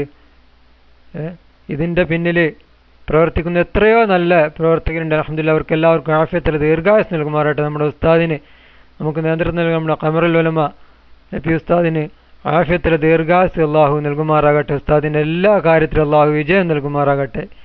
ആ ഉസ്താദിന് വേണ്ടി എപ്പോഴും നമ്മൾ ദുആ ചെയ്യുക. നമ്മുടെ നേതൃത്വം അൽഹംദുലില്ലാ ഒരുപാട് കാര്യങ്ങളാണ് നടത്തിക്കൊണ്ടിരിക്കുന്നത്. അവിടെ പിന്നെ സാന്ത്വനം പ്രവർത്തകർ നമ്മുടെ 60ാം വാർഷികത്തോടനുബന്ധിച്ച് 60 സർക്കാർ ഹോസ്പിറ്റലുകൾ ദത്തെടുത്തുകൊണ്ട് 5 വർഷത്തേക്കാണ് അവർ ദത്തെടുത്തുകൊണ്ട് എല്ലാ കാര്യങ്ങളും ചെയ്തുകൊണ്ട് എല്ലാ സജ്ജീകരണത്തോടു കൂടി പ്രവർത്തനം തുടങ്ങിക്കൊണ്ടിരിക്കുകയാണ്. അൽഹംദുലില്ലാ അതുപോലെ എത്രയോ സാധുക്കൾക്ക് നമ്മുടെ ഉസ്താദിൻ്റെ ഗറോഫിൽ തന്നെ വെള്ളമില്ലാത്ത സ്ഥലത്ത് കൊണ്ടുപോയിട്ട് അവിടെ കിണർ കുഴിച്ചു കൊടുത്തു. എത്രയോ പാവപ്പെട്ടവർക്ക് വീട് വെച്ച് കൊടുത്തു. അൽഹംദുലില്ലാ എത്രയോ സാധുവായ പെൺകുട്ടികൾക്ക് വേണ്ടി കല്യാണം നടത്തിക്കൊടുത്തു. അൽഹംദുലില്ലാ ഇതൊക്കെ അവകാശപ്പെടാൻ നമുക്ക് മാത്രമേ കഴിയുള്ളൂ. മറ്റുള്ളൊരു പ്രവർത്തകർ മറ്റുള്ള വിഭാഗം തെറി പറയാനും ആലിമുകളെ പണ്ഡിതന്മാരെ കുറ്റം പറയാനും തെറി പറയാനും പോസ്റ്റർ കീറാനും ഒക്കെ വേണ്ടി നടക്കുന്നു. നമ്മൾ അതിനെല്ലാം വ്യത്യസ്തമായിക്കൊണ്ട് നമുക്ക് എന്താണ് ജനങ്ങൾക്ക് വേണ്ടത്, ജനങ്ങൾക്ക് ആവശ്യമായത് നമ്മൾ ചെയ്തു കൊടുക്കുന്നു. അൽഹംദുലില്ലാ റബ്ബ് സുബ്ഹാനഹു വ തആല അറിയിക്കുന്ന പ്രതിഫലം നമുക്ക് എല്ലാവർക്കും നൽകുമാറാകട്ടെ എന്ന് ദുആ ചെയ്യുകയാണ്. അൽഹംദുലില്ലാ അതിലത്തെ ഒരു സംഭവം ഞാനിവിടെ പറയാം. ഒന്നും എനിക്ക് പറയാൻ പറ്റാത്ത ബുദ്ധിമുട്ടുണ്ട്. അൽഹംദുലില്ലാ ഉംറക്ക് വന്നൊരു ഉസ്താദ് ഗ്രൂപ്പിൽ വന്നാണ്. ഒരു ഉംറക്ക് വന്നപ്പോൾ അദ്ദേഹത്തിൻ്റെ ഉമ്മയും ഉപ്പയും അമ്മാമാരൊക്കെ വന്നിട്ടുണ്ട്. അവർ പോകുന്ന ടൈമായപ്പോൾ പെട്ടി കെട്ടാൻ വേണ്ടി വിളിച്ചാണ് അദ്ദേഹം ചെന്ന് നോക്കുമ്പോൾ അവിടെ കണ്ട കാഴ്ച ഒന്ന് അമീറും സ്ത്രീകളൊക്കെ ഒരുമിച്ചിരുന്നു കൊണ്ട് നാട്ടുവർത്താനം പറഞ്ഞു ഓരോ ക്ലാസ്സൊക്കെ എടുത്തിങ്ങനെ കൊണ്ടിരിക്കുകയാണ്. അപ്പോൾ നമ്മുടെ പ്രവർത്തകനാണ്. അദ്ദേഹം ചോദിച്ചു അവരെ ഇരിപ്പ് കണ്ടേക്ക് സ്ത്രീകൾ ശരിക്കും അവരൊത്തും മറക്കാതെ അങ്ങനെ ഇരിക്കുന്ന ഇത് കണ്ട് ചോദിച്ചു. അവിടെ ചോദിച്ചു, ഉസ്താദ് നിങ്ങളിത് ചെയ്യുന്നത് ശരിയാണോ? അന്യ സ്ത്രീയുടെ മുന്നിൽ ഇങ്ങനെ ഇരിക്കാൻ പാടുന്ന വെച്ചാൽ ഉസ്താദിനെ ഇഷ്ടപ്പെട്ടില്ല. പക്ഷേ ഇദ്ദേഹത്തിനോട് വന്നവർ പറഞ്ഞാൽ എന്താ നമ്മുടെ ഉസ്താദല്ല, നമ്മൾ ഉമർക്ക് വന്ന് നമ്മുടെ ഒപ്പം വന്ന അമീറല്ല, അതുകൊണ്ട് കുഴപ്പമില്ല എന്നുള്ള രീതിയിൽ സംസാരം കേട്ടപ്പോൾ ഇദ്ദേഹത്തിൻ്റെ ഉമ്മ പോലും ഇദ്ദേഹത്തിനോട് വെറുപ്പായി. എന്നിട്ട് ഉസ്താദിനോട് മാഫ് പറയാൻ പറഞ്ഞപ്പോൾ അദ്ദേഹം പറഞ്ഞു, എനിക്കതിനെ പറ്റില്ല, കാരണം ഞാൻ പഠിച്ചത് അങ്ങനെയല്ല.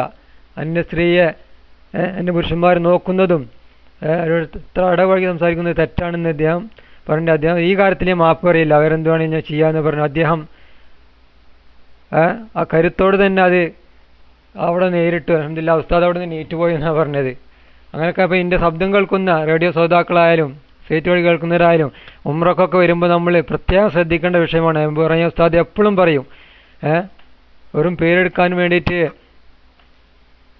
ഒരു ഉംറ ഗ്രൂപ്പിലുള്ള പ്രവർത്തിക്കുന്നവരോടൊപ്പം നിങ്ങളാരും അങ്ങനെ ഉംറക്ക് വന്നു കഴിഞ്ഞാൽ നിങ്ങളുടെ ഈമാൻ തന്നെ നഷ്ടപ്പെടുന്നൊരവസ്ഥയാണ്. ഉംറ ഒരിക്കലും ശരിയാവുകയില്ല. അതുകൊണ്ട് ഉംറക്ക് വരുമ്പോൾ നമ്മൾ അർഹമായ ആ ഗ്രൂപ്പിൻ്റെ ഒപ്പം ഒന്ന് വരാൻ ശ്രദ്ധിക്കണം. നല്ല പണ്ഡിതന്മാരൊപ്പം. അൽഹംദുലില്ലാഹ് നമ്മുടെ ഈ പ്രസ്ഥാനത്തിൻ്റെ ഉംറ ഗ്രൂപ്പ് നല്ല രീതിയിൽ തന്നെ പ്രവർത്തിച്ചു കൊണ്ടിരിക്കുകയാണ്. നമ്മുടെ പണ്ഡിതന്മാരൊക്കെ നല്ല രീതിയിൽ. അപ്പോൾ നമ്മൾ എപ്പോഴും തിരഞ്ഞെടുക്കേണ്ടത്, നമ്മുടെ ഉംറക്ക് വരുമ്പോൾ നമ്മൾ തിരഞ്ഞെടുക്കേണ്ടത് നമുക്ക് വിശ്വസിക്കാൻ പറ്റുന്നതായാലും അങ്ങനെ വിശ്വസിക്കാൻ പറ്റുന്നതായാലും ഒപ്പം വരുന്ന അമീർമാരൊക്കെ നല്ല വിശ്വാസരായ അമീർമാരാണെങ്കിൽ എന്നൊക്കെ ഉറപ്പുവരുത്തിയതിന് ശേഷം മാത്രമേ നമുക്കതിന് അവരൊപ്പം ഉംറക്ക് വരാൻ പറ്റൂ. അല്ലെങ്കിൽ നമ്മൾ ഭയങ്കര വിഷമം ആയിരിക്കും. ഇവിടെ വന്നിട്ട് ഇത്രയും കാശ് കൊടുത്തിട്ട് നമ്മുടെ ഉംറ പോലും ശരിയാകാതെ കുറ്റമായി ഇവിടുന്ന് പോകേണ്ട ഒരു അവസ്ഥ വരും. അതുകൊണ്ട് എല്ലാവരും ശ്രദ്ധിക്കണം. ഇപ്പോൾ നമ്മുടെ മർക്കസിൻ്റെ കീഴിലൊക്കെ ഉംറ ഗ്രൂപ്പ് നടത്തുന്നുണ്ട്. അൽഹംദുലില്ലാഹ് ഒരു കുഴപ്പമില്ലാതെ നല്ല രീതിയിൽ പ്രവർത്തനം നടന്നുകൊണ്ടിരിക്കുന്നുണ്ട്. റബ്ബ് സുബ്ഹാനഹു വ തആല നല്ലവരുടെ ഗ്രൂപ്പിൽ പോകാൻ നമുക്ക് എല്ലാവർക്കും തൗഫീഖ് ചെയ്യുമാറാട്ടെ. ദുആ ചെയ്യുകയാണ്. ഇൻഷാ അല്ലാഹ് സൈർമ ഇക്കെടുത്തോളൂ. എല്ലാവരും ദുആ ചെയ്തു ആസിയത്തോടെ. അസ്സലാമു അലൈക്കും വറഹ്മത്തുള്ളാഹി തആല വബറകാതുഹു.